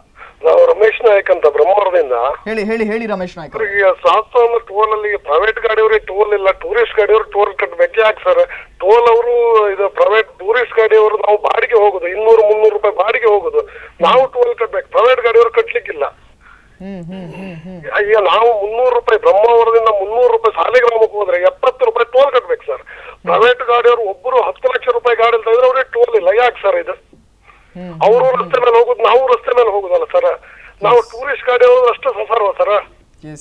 ನಿಜಕ್ಕೂ ಬಹುಶಃ ಇದೇ ವಿಚಾರದ ಪ್ರತಿಭಟನೆಯನ್ನ ಮಾಡಿದವರು ಅನ್ಸರ್ ಅಹಮದ್ ಮತ್ತು ರಾಘವೇಂದ್ರ ಶೆಟ್ಟಿ. ನಮ್ಮ ವಾದ ಏನಂತಂದ್ರೆ ಖಾಲಿ ಟೂರಿಸ್ಟ್ ಗಾಡಿ ಅಲ್ಲ, ಯಾರು ಕಟ್ಲೇಬಾರ್ದು. ಯಾಕಂದ್ರೆ ನಾವು ವಾಹನ ತಗೊಳ್ಳುವಾಗ ಲಕ್ಷಗಟ್ಟಲೆ ಟ್ಯಾಕ್ಸ್ ಕಟ್ಟುದಿಲ್ವಾ? ಅಲ್ಲ, ಈತ ನಡುವೆ ಇವತ್ತು ಬಹುಶಃ ಆ ಒಂದು ಫುಟೇಜ್ಗಳು ಕವರ್ ಆಗ್ಲಿಲ್ಲ. ಆದ್ರೆ ನವಯುಗ ಕಂಪನಿ ಮ್ಯಾನೇಜರ್ಗಳ ಹತ್ರ ನಾವು ಕೇಳಿದಾಗ ಇವತ್ತು KA20ಗೆ ಅವರೇನು ನಾವು ತಗೊಳ್ಳೋದಿಲ್ಲ ಅಂತ ಹೇಳಿದ್ರು. ಸರ್, ಇದು ಯೆಲ್ಲೋ ಬೋರ್ಡ್ ಮತ್ತು ವೈಟ್ ಬೋರ್ಡ್ ಎರಡಕ್ಕೂ ಕೇಳಿದ್ರೆ ಹೌದು ಅಂತವೇ ಹೇಳಿದ್ರು. ಇಲ್ಲ ನಾವು ಎಲ್ಲೋ ಬಾಡಿಯು ಕೂಡ ತಗೊಳ್ತಾ ಇಲ್ಲ, K20 ಇದ್ರೆ ಅಥವಾ ಲೋಕಲ್ ವೆಹಿಕಲ್ಸ್ ಇದ್ರೆ ಯಾವುದಕ್ಕೂ ಕೂಡ ನಾವು ತಗೊಳ್ತಾ ಇಲ್ಲ ಅಂತ ಹೇಳಿದ್ರು. ಈಗಷ್ಟು ಒಬ್ರು ಕಾಲ್ ಮಾಡಿ ಹೇಳ್ತಾರೆ ನಾವು ಸಾಸ್ತಾನದಲ್ಲಿ ನಮ್ಗೆ ತೆಗೆದುಕೊಳ್ತಾ ಇಲ್ಲ ಇದ್ದಾರೆ. ಸರ್, ಇಲ್ಲಿ ಇನ್ನೊಂದು ಕನ್ಫ್ಯೂಷನ್ ಉಂಟು. ಎಂತಂದ್ರೆ ಕೆಲವು ವಾಹನ ಸವಾರರಿಗೆ ಗೊತ್ತಿಲ್ಲ ಇದು ವಿಷಯ, K20ಗೆ ಕೊಡ್ಲಿಕ್ಕಿಲ್ಲ ಅನ್ನೋದು ಗೊತ್ತಿಲ್ಲ. ಇವರು ಟೋಲ್ ಹೋಗ್ತಿದ್ದಾಗ ಇನ್ನೂ ಒಂದು 100 ಮೀಟರ್ ಇರುವಾಗಲೇ ಹಣ ತೆಗೆದು ಕೈಲಿ ಇಟ್ಕೊಳ್ತಾರೆ, ಅವರು ತೆಗೆದು ರೆಸಿಟ್ ಕೊಡ್ತಾರೆ. ಹಾಗೆಲ್ಲ ಉಂಟು, ಮಾಹಿತಿ ಇಲ್ಲ ಕೆಲವರಿಗೆ, ಇದರ ಸಂಪೂರ್ಣ ಮಾಹಿತಿ ಇಲ್ಲ. K20 ಅವರಿಗೂ ಕೂಡ ತಗೊಳ್ತಾರೆ, ನಾವು ಕೊಟ್ರೆ ತಗೊಳ್ತಾರೆ. ಅಂದ್ರೆ ನಮಗೆ ಮಾಹಿತಿ ಇದ್ರೆ ಓಕೆ. ನನ್ನ ಒಂದು ವಾದ ಸರ್, ನಾವು ಗಾಡಿ ತಗೊಳ್ಳುವಾಗ ಲಕ್ಷಗಟ್ಟಲೆ ಟ್ಯಾಕ್ಸ್ ಕಟ್ತೇವೆ. ಹೌದು, ಒಂದು ಗಾಡಿಗೆ ಸಾಧಾರಣ ನನ್ನ ಲೆಕ್ಕದಲ್ಲಿ 2-2.5 ಲಕ್ಷ ರೂಪಾಯಿ ಟ್ಯಾಕ್ಸ್ ಆಗ್ತದೆ. ಆ ದುಡ್ಡು ಯಾವ್ದಾಗ ಕಟ್ಬೇಕಾಗಾದ್ರೆ? ಈಗ ತಿಂಗಳ 3 ತಿಂಗಳಿಗೆ ಒಮ್ಮೆ ಕಟ್ತೇವಲ್ಲ, ಯಾರು ಪ್ರೈವೇಟ್ ಅವರು 3 ತಿಂಗಳು ಅದು ಎಲ್ಲಿ ಹೋಗ್ತದೆ? ನನ್ನ ಪ್ರಶ್ನೆ ಕೂಡ ಅದೇ. ಸರ್ಕಾರಕ್ಕೆ ರಸ್ತೆಯನ್ನು ಸರಿ ಮಾಡುವಂತ ಈಗ ಯೋಗ್ಯತೆ ಇಲ್ವಾ? ನಾನು ಹೋಗ್ಲಿಲ್ಲ, ಹೊರದೇಶದಲ್ಲಿ ಎಲ್ಲ ಈ ಟ್ಯಾಕ್ಸ್ ಈ ಇದು ಟೋಲ್ ಗೇಟ್ ಯಾವುದು ಇಲ್ಲ ಅಂತ ಹೇಳ್ತಾರೆ. ಸಿಸ್ಟಮ್ಯಾಟಿಕ್ ಇದೆ, ಸಿಸ್ಟಮ್ಯಾಟಿಕ್ ಇದೆ. ಅಲ್ಲೇ ಸಿಸ್ಟಮ್ ನೋಡಿದ್ರೆ ಇವರು ಯಾವ ಲೆಕ್ಕಕ್ಕಲ್ಲ. ಅಲ್ಲಿ ಒಂದು ರಸ್ತೆಯಲ್ಲಿ ಹೊಂಡ ಸಿಕ್ಕಿದ್ರೆ ಅವನಿಗೆ ಎಷ್ಟು ಫೈನ್ ಹಾಕ್ತಾರೆ ಕಂಪನಿಗೆ. ಇಲ್ಲಿ ಸರ್ವಿಸ್ ರೋಡ್ ಆಗ್ಲಿಲ್ಲ, ಫ್ಲೈಓವರ್ ಆಗ್ಲಿಲ್ಲ. ಹೌದು, ಇಲ್ಲ ಎಲ್ಲ ಒಂದ್ ಕಡೆ ನೋಡಿ, ಈ ಸಂಪೂರ್ಣವಾಗಿ ಆಡಳಿತ ಇದೆಯಲ್ಲ, ಜಿಲ್ಲಾ ಆಡಳಿತ ಅದು ಸಂಪೂರ್ಣವಾಗಿ ವಿಫಲವಾಗಿದೆ. ಕಳೆದ ಸಲ ಮಾನ್ಯ ಉಡುಪಿ ಜಿಲ್ಲಾಧಿಕಾರಿಯವರು ನೋಟಿಸ್ ಸರ್ವ್ ಮಾಡಿದ್ರು, ಒಂದು ಇಂತಿಷ್ಟ ನಿಗದಿತ ಕಾಲಾವಕಾಶ ಕೊಟ್ಟು ಇಷ್ಟು ದಿವಸದೊಳಗೆ ತೆರವು ಮಾಡದೇ ಇದ್ದ ಪಕ್ಷದಲ್ಲಿ ನಾವು JCB ತಂದು ಒಡೆದು ತೆಗೆತೇವೆ ಅಂತ ಹೇಳಿದ್ರು. ನನ್ಗೆ ಗೊತ್ತಿದ್ದ ಮಟ್ಟದಲ್ಲಿ ಸರ್ 4 ತಿಂಗಳಾಯ್ತೇನೋ ಯಾವ JCBನೂ ಬರಲಿಲ್ಲ, ಯಾವನೂ ಓಡಲಿಲ್ಲ. ಅಲ್ಲ ನಿಜಕ್ಕೂ ಈಗಲೂ ಕೆಲಸ ಮಾಡ್ತಾ. ಇನ್ನೊಂದು ವಿಚಾರ, ಕೇವಲ 15-20 ಕಿಲೋಮೀಟರ್ ಅಂತರದಲ್ಲಿ ಒಂದೊಂದು ಟೋಲ್ ಗೇಟ್ ಗಳಿವೆ. ಸೊ ಪಕ್ಕಾ ದರೋಡೆ ಮಾಡುವ ರೀತಿಯಲ್ಲಿ ಇವತ್ತು ಸಾಸ್ತಾನದಲ್ಲಿ ಒಂದು ಟೋಲ್ ಗೇಟ್, ಈಚೆ ಹಜಮಾಡಿಯಲ್ಲಿ, ಇನ್ನೊಂದು ಸುರತ್ಕಲ್ಲಲ್ಲಿ. ಇದಕ್ಕೆ ವಿಶೇಷ ಏನು ಅಂತ ಕೇಳಿದ್ರೆ, ಇವತ್ತು ಮಂಗಳೂರಿಗೆ ಕುಂದಾಪುರದ ಒಂದು ವೆಹಿಕಲ್ ಹೋಗ್ಬೇಕಾದ್ರೆ ಹಾರ್ಕೊಂಡಂತೂ ಹೋಗ್ಲಿಕ್ಕೆ ಸಾಧ್ಯವಿಲ್ಲ, ಇದೊಂದೇ ರಸ್ತೆ ಇರುವುದು. ಎಷ್ಟೋ ಜನ ಸಾಸ್ತಾನದಲ್ಲಿ ಹಜಮಾಡಿಯಲ್ಲಿ ತೆಗೆದುಕೊಳ್ತಾ ಇದ್ರೆ ಸುರತ್ಕಲ್ಲಲ್ಲಿ ತೆಗೆದುಕೊಳ್ತಾರೆ ಟೋಲ್ ಗಳನ್ನ. ಏನೋ ಒಂದ್ ಕಡೆ ಇವತ್ತು ಕಡೆ ಪಕ್ಷ ಆಂಬುಲೆನ್ಸ್ ಗಾದ್ರು ಅವ್ರ ದಾರಿಯನ್ನ ಮಾಡಿ ಕೊಡ್ತಾರ, ಅದೂ ಇಲ್ಲ. ಏನೋ ಪಕ್ಕಾ ಗೂಂಡಾಗಿ ಇವತ್ತು ಇವರು ಹೇಳಿದಾಗೆ ಹೆದರುವಂತ ಪರಿಸ್ಥಿತಿ ಬಂದಿದೆ. 3 ದಿವಸದ ಮೊದಲು ಆದಂತ ಒಂದು ವಿಷಯ ನಾನು ನಿಮ್ಗೆ ಹೇಳ್ತೇನೆ. ಪಡುಬಿದ್ರಿಯಲ್ಲಿ ಆಪತ್ ಬಾಂಧವ ಅಂತೇಳಿ ಆಂಬ್ಯುಲೆನ್ಸ್ ಇದೆ ಒಂದು, ಅದರಲ್ಲಿ ಒಂದು ಪೇಷಂಟ್ ಅನ್ನು ಶ್ರೀನಿವಾಸ ಹಾಸ್ಪಿಟಲ್ಗೆ ಕರ್ಕೊಂಡು ಹೋಗುವಂಥದ್ದು, ಮುಖದಲ್ಲಿ ಇದೆ ಶ್ರೀನಿವಾಸ ಹಾಸ್ಪಿಟಲ್. ಈ ಟೋಲ್ ಗೇಟ್ ಅಲ್ಲಿ ಸಾಧಾರಣ ಒಂದು 6-7 ಗಾಡಿ ಇದ್ದು, ಆ 6-7 ಗಾಡಿಯನ್ನು ಪಾಸ್ ಮಾಡಿ ನಂತರ ಹೋಗಬೇಕು. ಹಾಸ್ಪಿಟಲ್ ಒಳಗೆ ಹೋದ 2 ನಿಮಿಷ ಶ್ವಾಸ ಇತ್ತು, ಅದೊಂದು ಲೇಡಿ, ನಂತರ ತಿರುಗಿ ಬಹುಶಃ 7 ಗಾಡಿಯನ್ನು ವೆಯ್ಟ್ ಮಾಡಲಿಕ್ಕೆ ಒಂದು 5 ನಿಮಿಷದಾಗಿರ್ಬೋದು. ಒಂದು ವೇಳೆ ಆ 5 ನಿಮಿಷ ಇಲ್ಲಿ ಸಿಕ್ತಿದ್ರೆ ಆ ಶ್ರೀನಿವಾಸ ಹಾಸ್ಪಿಟಲ್ಗೆ 5 ನಿಮಿಷ ಮೊದಲು ತಲುಪ್ತಿತ್ತು, ಬಹುಶಃ ಆ ಪೇಷಂಟ್ ಬದುಕುಳಿತಿತ್ತು ಏನೋ. ಇದೆಲ್ಲ ಕೇಳುವವರು ಯಾರು? ಪರಿಸ್ಥಿತಿ ನಾವು ಅದೇ ಸುರತ್ಕಲ್ನ ಟೋಲ್ ಗೇಟ್ ನ ತೋರಿಸಿದ್ವಿ, ಅಲ್ಲಿ ಒಂದು CCTV ಸುಸೂತ್ರವಾಗಿಲ್ಲ. ಕಡೆಪಕ್ಷ ಅವರು ಧೂಳುಗಳನ್ನು ಕ್ಲೀನ್ ಮಾಡಿದ್ದಾರೆ, ಅದಿಲ್ಲ. ಈ ಕಡೆಪಕ್ಷ ಹೆಜ್ಮಾಡಿಯಲ್ಲಿ ಟಾಯ್ಲೆಟ್ ಮತ್ತು ಈ ಒಂದು ರೆಸ್ಟ್ ರೂಮ್ ಅಂತ ಕಟ್ಸಿ ಆದ್ರೂ ಇಟ್ಟಿದ್ದಾರೆ, ಅಲ್ಲಿ ಅದು ಕೂಡ ಇಲ್ಲ ಸುರತ್ಕಲ್ಲಲ್ಲಿ. ಸ್ವಚ್ಛ ಭಾರತ್ ಕೇಳಲಿಕ್ಕೆ ಬಂದ್ರೆ ವಿಡಿಯೋ ಯಾಕೆ ಮಾಡ್ತೀರಾ, ಯಾರು ನೀವು ಅಂತ ಹೇಳಿ ಒಂದು ಇಷ್ಟು ತಂಡವೇ ಬರ್ತದೆ. ಬಹುಶಃ ಇದನ್ನೆಲ್ಲ ಹಾಗಾದ್ರೆ ತಡೆಯುವವರು ಯಾರಿಲ್ವಾ? ನಮ್ಮ ಭಾಗದ ರಾಜಕಾರಣಿಗಳಿಗೆ ಇವತ್ತು ಯಾರು ಕೋಮು ಗಲಭೆ ಅನ್ನುವುದು ಗೊತ್ತಾಗ್ತದೆ, ಪ್ರತಿಭಟನೆ ಮಾಡಬೇಕು ಅನ್ನೋ ಗೊತ್ತಾಗ್ತದೆ. ಇವತ್ತು ಕರಾವಳಿಯ ಜನತೆ ಈ ರೀತಿಯಾಗಿ ಹಿಂಸೆಯನ್ನು ಪಡ್ತಾ ಇದ್ದಾರೆ, ತಾವು ದುಡಿದಂತ ಹಣವನ್ನ ಧರ್ಮಕ್ಕೆ. ದುರಂತ ಏನಂತಂದ್ರೆ, ಯಾರು ತಡಿಬೇಕು, ಯಾರು ಅದ್ರ ಬಗ್ಗೆ ಮಾತಾಡ್ಬೇಕೋ ಅವರೇ ಅವರ ಅಡಿಯಾಳಾಗಿದ್ದಾರೆ. ಹೌದು, ಇದು ಸ್ಪಷ್ಟ, 100ಕ್ಕೆ 100. ಇದರಲ್ಲಿ ಬೇರೆ ಮಾತೇ ಇಲ್ಲ. ಈ ನವಯುಗ ಕಂಪನಿಯೋ ಇನ್ನೊಂದು ಸಾವಿರ ಬೇರೆ ಕಂಪನಿ ಯಾವುದೇ ಇರಲಿ, ಕಂಪನಿಗೆ ಇಷ್ಟಕ್ಕೆ ಅವಕಾಶ ಮಾಡಿಕೊಟ್ಟವ್ರು ಯಾರು? ಈಗ ನಾನೊಬ್ಬ ಡ್ರೈವರ್, ನನಗೆ ಲೈಸೆನ್ಸ್ ಕೊಟ್ಟವ್ರು ಯಾರು? ನನಗೆ ಡ್ರೈವಿಂಗೇ ಬರದೇ ಇದ್ರೆ ನನಗೆ ಲೈಸೆನ್ಸ್ ಕೊಟ್ಟವ್ರು ಯಾರು ಸರ್? ಯಾರು ಕೇಳ್ಬೇಕು ನನ್ನನ್ನು? ನಾವು ಈಗ ನವಯುಗ ಕಂಪ್ನಿಯವ್ರನ್ನ ದೂರಿದ್ರು ಆಗುದಿಲ್ಲ.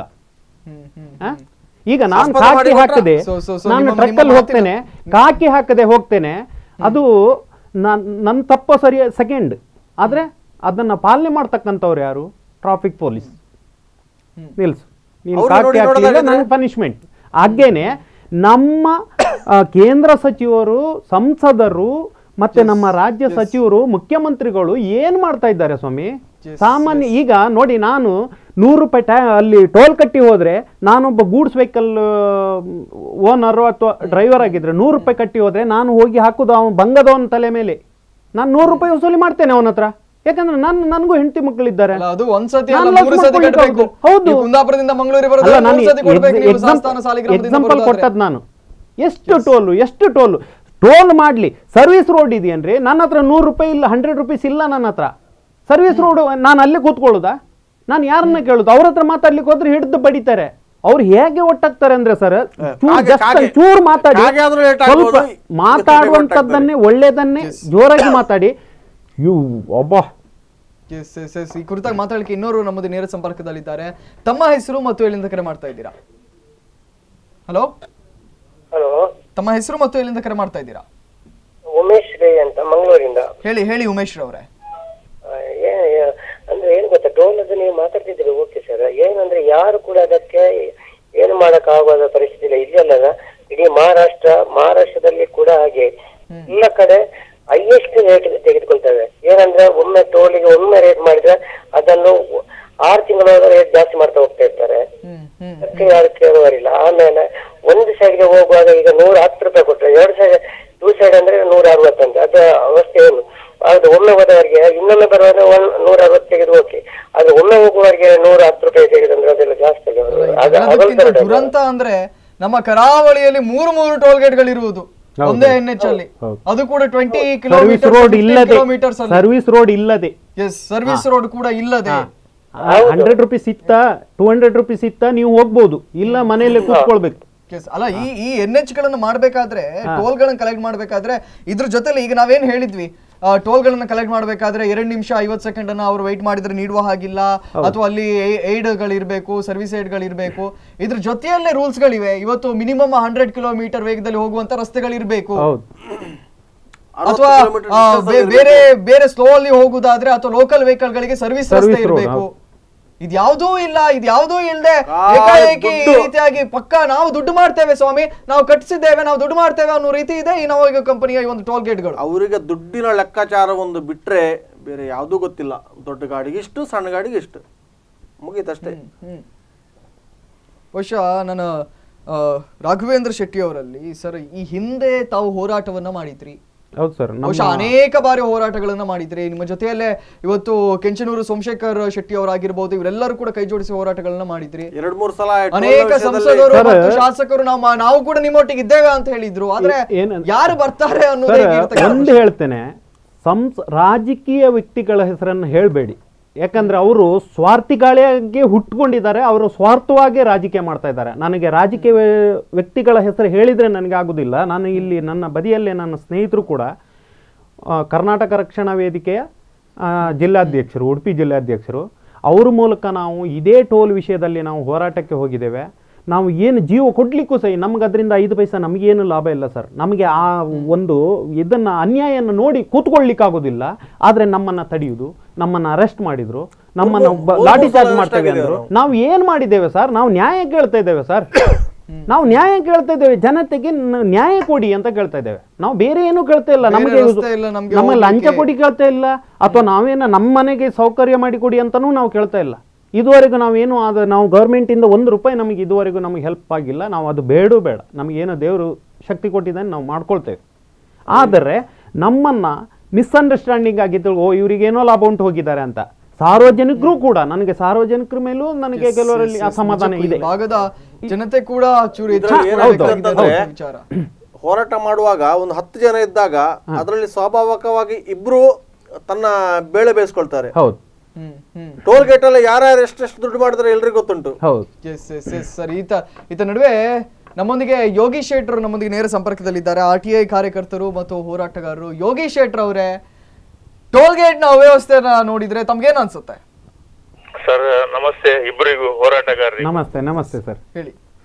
ಈಗ ನೀವೊಂದು ಹೇಳಿದ್ರಿ 3 ನಿಮಿಷಕ್ಕಿಂತ ಹೆಚ್ಚು ಅಂತ ಹೇಳಿ. ಆ ತಮಾಷೆಗೆ ಹೇಳ್ಬೇಕು ಹೇಳಿದ್ರೆ ಅಂತ ಹೇಳಿದ್ರೆ, ಅವರ ಹತ್ರ ಯಾರು ಟಿಕೆಟ್ ಕೇಳಲಿಕ್ಕೆ ಬರ್ತಾರಲ್ಲ ಟೋಲ್ ಇದು, ಅದು 3 ನಿಮಿಷ ಲೆಕ್ಕ ಅವರಿಗೆ. ಯಾಕಂದ್ರೆ ಒಬ್ಬನಿಂದ ಒಬ್ಬನಿಗೆ ಯಾವ ಕೊಡುವಾಗ ಬಹುಶಃ ಒಂದು ಅರ್ಧ ನಿಮಿಷದಲ್ಲಿ ಕೊಡ್ತಾರ ಏನ, ಅದು ಲೆಕ್ಕ ಬಹುಶಃ ನಿಮ್ಗೆ ಗೊತ್ತಾಗ್ಲಿಕ್ಕಿಲ್ಲ. ಅದು ಆ ರೀತಿಯಲ್ಲಿ ಹೇಳಿರ್ಬೋದು ಅವರು. ಮತ್ತೊಂದು ಎಂತ ಹೇಳಿದ್ರೆ ನೋಡಿ, ಆ ಹೊನ್ನಾವರದಲ್ಲಿ ನೋಡಿ ಎಷ್ಟೋ ಟೋಲ್ ಸಂಗ್ರಹ ಎಷ್ಟೋ ವರ್ಷದಿಂದ ಮಾಡ್ತಾ ಇದ್ದು, ಜನರು ಒಟ್ಟಿಗೆ ಸೇರಿ ಅದನ್ನು ಮಾಡಿಬಿಟ್ಟಿದ್ದಾರೆ. ಅದಕ್ಕೊಂದು ಗೊತ್ತು ಗುರಿ ಇಲ್ಲದೆ ಒಟ್ಟು ಮಾಡ್ತಾ ಇದ್ರು ಅವರು. ಹೊನ್ನಾವರದ್ದೊಂದು ನಮ್ಮ ಬೆಳ್ತಂಗಿ ಇದು ಹೊನ್ನಾವರದಲ್ಲಿ ಅದು ಹೊನ್ನಾವರ ಬಂಟ್ವಾಳದ್ದು ಅದು ಅಗ್ರಿಮೆಂಟ್ ಮುಗ್ದಿದೆ. ಸ್ವಲ್ಪ ಜಾಗ ಕಳೆದುಕೊಂಡು ಹೋಗ್ತಾರೆ. ಜಾಗ ಕಳೆದುಕೊಂಡು ಹೋದ ಮೇಲೆ ಅವರದ್ದೇನೋ ಬಡವರದ್ದು ಸ್ವಲ್ಪ ಜಾಗ ಉಳಿತದೆ, ಏನೋ ಒಂದು 4 ಸೆಂಟ್ಸ 5 ಸೆಂಟ್ಸ, ಅದರಲ್ಲಿ ಅವರಿಗೆ ಮನೆ ಮಾಡ್ಲಿಕ್ಕೆ ಈ ಸ್ಥಳೀಯ ಸಂಸ್ಥೆಯವರು ಏನ್ ಮಾಡ್ಬೇಕು ಹೇಳಿದ್ರೆ ಅವರಿಗೆ ಅಲ್ಲಿ ಕಟ್ಟಡ ಸಂಖ್ಯೆ ಮತ್ತೆ ಅವರಿಗೆ ಎಂತ ಹೇಳಿದ್ರೆ ವಿದ್ಯುತ್ ಸಂಪರ್ಕ ಇದನ್ನು ಕೊಡ್ಲೇಬೇಕು. ಯಾಕೆ ಹೇಳಿದ್ರೆ ಮೂಲಭೂತ ಸೌಕರ್ಯ ಅವುಗಳಿಗೆ ಕೊಡುವಂತ ಇದು ಕೊಡ್ತಾ ಇಲ್ಲ ಸ್ಥಳೀಯ ಸಂಸ್ಥೆಯಿಂದ, ಡೋರ್ ನಂಬರು ಕೊಡ್ತಾ ಇಲ್ಲ ಮತ್ತೆ ವಿದ್ಯುತ್ ಕನೆಕ್ಷನ್ ಅಂತ ಕೊಡ್ತಾ ಇಲ್ಲ. ಯಾಕೆ ಹೇಳಿದ್ರೆ ನಿಮ್ಮದು ರಾಷ್ಟ್ರೀಯ ಹೆದ್ದಾರಿಗೆ ಹೋಗಿದೆ ಅಂತ ಹೇಳಿ. ಮತ್ತೊಂದು ನೋಡಿ, ಅಂದಾಜು ಸಾಧಾರಣ ಒಂದು ಎಷ್ಟು ಕಿಲೋಮೀಟರ್ಗಳಿಗೆ ಗೊತ್ತಿಲ್ಲ ನೋಡಿ, ಪ್ರತಿ ಈಗ ವಹಿಸಿಕೊಂಡವರು ಒಂದು ಆಂಬುಲೆನ್ಸ್ ಇಡಬೇಕು. ಯಾಕೆ ಮತ್ತೆ ಏನಾದ್ರಲ್ಲಿ ಅವಘಡ ಸಂಭವಿಸಿದಾಗ ಕ್ರೈನಿನ ವ್ಯವಸ್ಥೆ ಮತ್ತೆ ಸರಿಯಾದ ಟಾಯ್ಲೆಟ್ ಮಹಿಳೆಯರಿಗೆ ಪುರುಷರಿಗೆ ಮತ್ತೆ ಇವತ್ತು ಯೋಗೀಶ್ ಶೆಟ್ಟರ್ ಅವರ ಮಾಧ್ಯಮದವರು ಹೋಗಿ ಕೇಳಿದ್ರೆ ಸರ್ ಎಲ್ಲ ವ್ಯವಸ್ಥೆ ಇದೆ ಅಂತ ಹೇಳ್ತಾರೆ ಅವರು. ಇಲ್ಲ ನಮ್ಮ ಹತ್ರ ಆಂಬುಲೆನ್ಸ್ ಇದೆ, ಎಲ್ಲಿದೆ ಸರ್? ಚೂರ್ ಆಚೆ ಇದೆ ಬರ್ತದೆ ಅಷ್ಟೇ. ಫಸ್ಟ್ ಏಡ್ ಇದೆಯಾ? ಹಾ ಇದೆ ಸರ್. ಎಲ್ಲಿದೆ? ಫಸ್ಟ್ ಏಡ್ ರೂಮ್ ಅಲ್ಲಿ ಖಾಲಿ ಫ್ರೂಟಿಗಳ ಇವತ್ತು ತುಂಬಿಕೊಂಡಿದೆ ನೋಡಿ ಎಲ್ಲುಂಟು ಅವ್ರ ಹತ್ರ, ಅಲ್ಲೇ ಇಟ್ಕೊಂಡಿರ್ತಾರೆ ಅಷ್ಟೇ. ಈಗ ಎಷ್ಟೋ ಕಿಲೋಮೀಟರ್ಗೆ ಇಡ್ಬೇಕು ಹೇಳಿ ಉಂಟು ಲೆಕ್ಕ, ಆ ಕಿಲೋಮೀಟರ್ ಅಲ್ಲಿ ಇಲ್ಲ. ನಾನು ಹೇಳಿದಾಗೆ ಕ್ರೈನ್ ವ್ಯವಸ್ಥೆ ಇಲ್ಲ, ಎಲ್ಲಿಯಾದ್ರೂ ಒಂದು ಆಕ್ಸಿಡೆಂಟ್ ಆದ ಕೂಡಲೇ. ಆ ಟಾಯ್ಲೆಟ್ ಇದು ಮತ್ತೊಂದು ಲಾರಿ ಝೋನ್ ಮೇನ್ ಹೇಳುವಂತದ್ದು. ಆ ಲಾರಿ ಝೋನ್ ಸಾಧಾರಣ ಒಂದೇ ಇರುವಂತದ್ದು ನಮ್ಮ ಉಡುಪಿಯ ಸಂತೆಕಟ್ಟೆಯಲ್ಲಿ ಒಂದು ಮಾಡಿದ್ದಾರೆ ನೋಡಿ ಲಾರಿ ಝೋನ್. ಆದ್ರೂ ಅದರಲ್ಲಿ ವ್ಯವಸ್ಥೆ ಇಲ್ಲ, ಸರಿಯಾದ ನೀರಿನ ವ್ಯವಸ್ಥೆ ಇಲ್ಲ. ಇಂಥದ್ದೆಲ್ಲ ಮಾಡದೆ ನೋಡಿ ಪ್ರತಿ ಹತ್ರಕ್ಕೆ ನಮ್ಮ ಇಲ್ಲಿ ಒಂದು 3 ಟೋಲ್ ಮಾಡಿದ್ದಾರೆ ಉಡುಪಿಯಲ್ಲಿ. ಮತ್ತೆ K20 ಏನೋ ಬಿಡ್ತಾ ಇದ್ದಾರೆ ಹೇಳ್ತಾದ್ರೆ ಇವ್ರು ಹೇಳಿದಾಗೆ K20 ಅಲ್ಲಿ ಕೆಲವರು ಹಣ ಕೊಟ್ಟೇ ಹೋಗ್ತಾರೆ,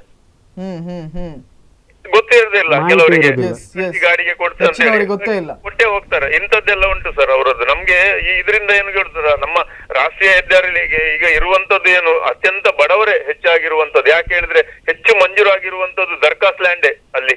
ಯಾಕೆ ಹೇಳಿದ್ರೆ ಮತ್ತೆ ನಮ್ಮ ಇದು ಬೆಳೆದಂತದ್ದು ಯಾವ್ದು ಸಿಟಿ, ಹಾಗಾಗಿ ಎಷ್ಟೋ ಬಡವರಲ್ಲಿ ವಾಸ ಮಾಡಿಕೊಂಡಿದ್ದಾರೆ.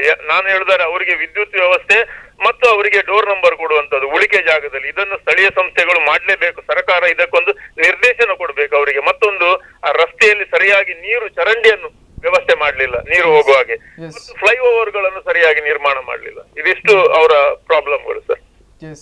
ನಿಜಕ್ಕೂ ಯೋಗೀಶ್ ಶೆಟ್ಟರ್ ಅವರೇ, ಈ ಕುರಿತಾಗಿಯೇ ನಾವು ಚರ್ಚೆಯನ್ನು ಮಾಡ್ತೇವೆ ಸರ್. ನಾನು ತಮ್ಮಿಬ್ಬರಲ್ಲಿ ಕೂಡ ಚರ್ಚೆಯನ್ನು ಮುಂದುವರಿಸ್ತೇನೆ. ಒಂದು ಪುಟ್ಟ ವಿರಾಮದ ಬಳಿಕ ಇವತ್ತಿನ ಈ ಒಂದು ಕರೆಂಟ್ ಅಫೇರ್ಸ್ ಮುಂದುವರಿಯುತ್ತದೆ.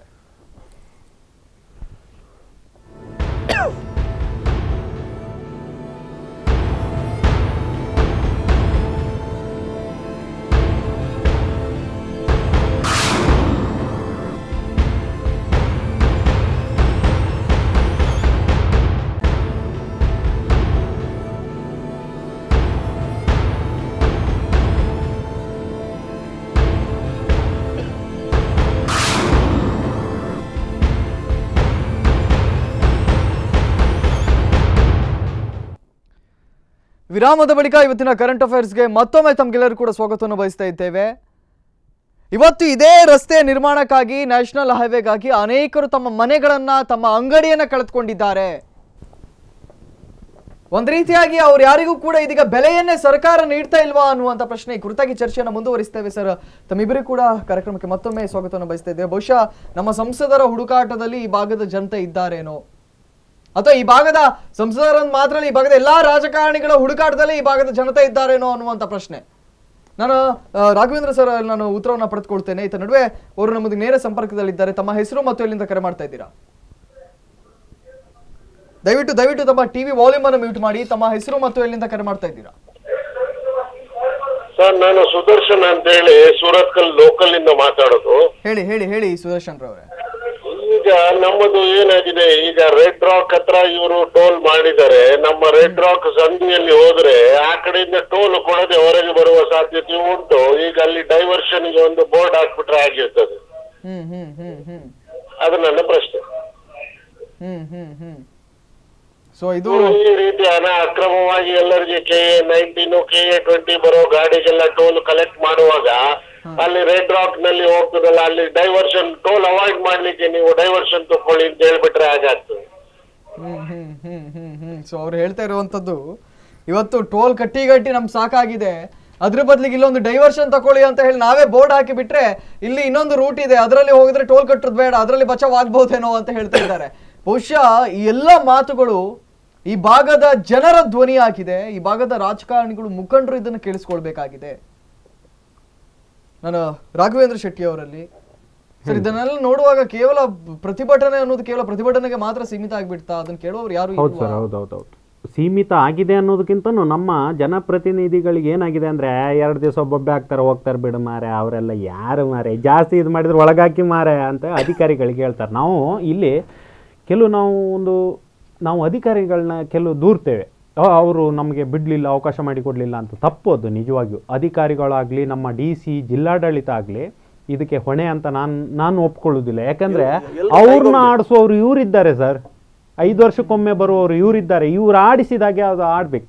ಪರಿಸ್ಥಿತಿ ಹಾಕಿದೆ, ಏನು ಮಾಡಿ. ಈಗ ನೋಡ್ತಾ ಇದ್ದೀರಲ್ಲ, ಈಗ ನಿನ್ನೆ ಮೊನ್ನೆಯಿಂದ ಜೈಲಿದು ಅದು ಇದು ಅಂತ ಹೇಳಿ ಕಾರಾಗೃಹದ್ದು ಎಲ್ಲ ನೋಡ್ತಾ ಇದ್ದೀರಿ.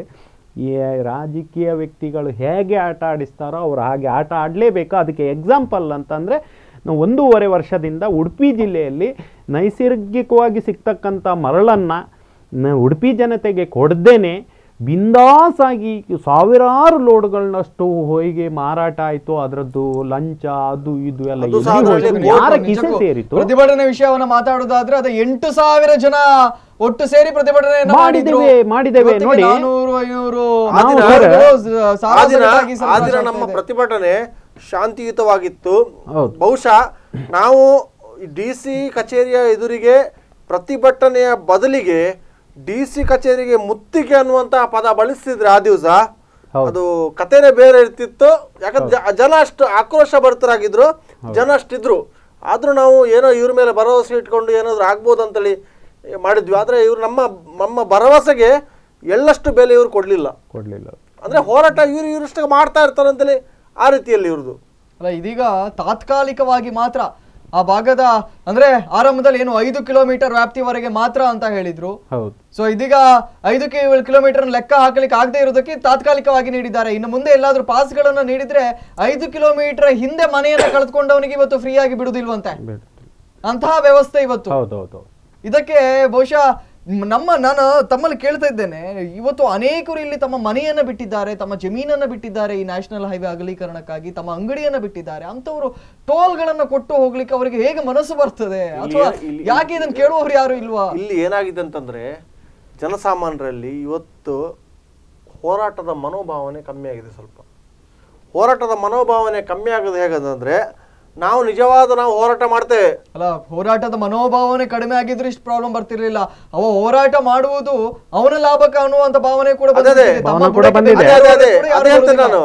ನಾವು ಒಂದು 10 ಜನ ಹೋರಾಟಕ್ಕೆ ಹೋದಾಗ ಇಬ್ರು ತಮ್ಮ ಕೆಲಸ ಮಾಡ್ಕೊಳ್ತಾರೆ. ಆಗ ಬಾಕಿಯವರಿಗೆ ಏನಾಗ್ತದೆ, ನಮ್ಗೆ ಯಾಕೆ ಮಾರ, ನಾವು ಮಾಡಿ ಯಾರೋ ಲಾಭ ಪಡ್ಕೊಂಡ, ಆ ರೀತಿಯ ಮನೋಭಾವನೆ ಬರ್ತದೆ. ಒಂದು ವೇಳೆ ಎಲ್ಲರೂ ಒಟ್ಟಾಗಿ ಸೇರಿ ಉಡುಪಿಯಲ್ಲಿ ಇರುವಂತಹ ಜನರು ಎಲ್ಲರೂ ಸೇರ್ಕೊಂಡು ಹೋರಾಟದ ಮನೋಭಾವನೆಯನ್ನು ಮನಸ್ಸಿನಲ್ಲಿ ಬೆಳೆಸ್ಕೊಂಡು ಒಂದು ಹೋರಾಟ ಮಾಡಿದ್ದೇ ಹೌದಾದ್ರೆ ನೋಡ, ಅದಕ್ಕೆ ತಕ್ಕ ಪ್ರತಿಫಲ ಸಿಗದೇ ಇದ್ರೆ ಮತ್ತೆ ನೋಡಿ ನೀವು ಸಿಗ್ತದೆ.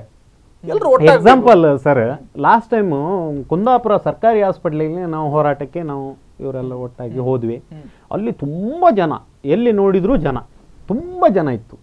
ನಮ್ಮ SI ಸರ್, ಅವರ ಹೆಸರು ಇಲ್ಲ, ಅವರು ಲಾಠಿ ತಗೊಂಡು ಎಲ್ಲ ಹೋಗ್ತೀರಾ, ನಾನು ಲಾಠಿ ಬೀಳಿಸ್ತೇನೆ ಈಗ ಅಂತ, ಚಾರ್ಜ್ ಮಾಡ್ತೇನೆ ಅಂತ ಹೇಳಿದ್ರು. ಚಾರ್ಜ್ ಮಾಡ್ತೇನೆ ಅಂತ ಹೇಳುವಾಗ ನಾವು ಒಂದು 10-15 ಜನ ಬಿಟ್ರೆ ಎಲ್ಲ ಓಡಿ ಇಲ್ಲ. ಅದು ಬರಬಾರ್ದು ಸರ್. ಯಾಕಂದ್ರೆ ನಾವು ಕಳ್ಳತನಕ್ಕೆ ಹೋಗ್ಲಿಲ್ಲ, ನಾವು ಯಾರೋ ಒಬ್ರಿಗೆ ಅನ್ಯಾಯ ಮಾಡ್ಲಿಕ್ಕೆ ಹೋಗ್ಲಿಲ್ಲ. ಅಲ್ಲಿ ತಪ್ಪಾಗಿದೆ, ಅನ್ಯಾಯ ಆಗಿದೆ. ಹಾಗಾದ್ರೆ ಇವರು ಲಾಠಿ ಹಿಡ್ಕೊಂಡು ನಮ್ಮನ್ನ ಓಡಿಸಿದ್ರು, ಆದ್ರೆ ಇವ್ರು ಹೋಗಿ ಅಲ್ಲಿ ತಪ್ಪನ್ನ ಕೇಳ್ತಾರ?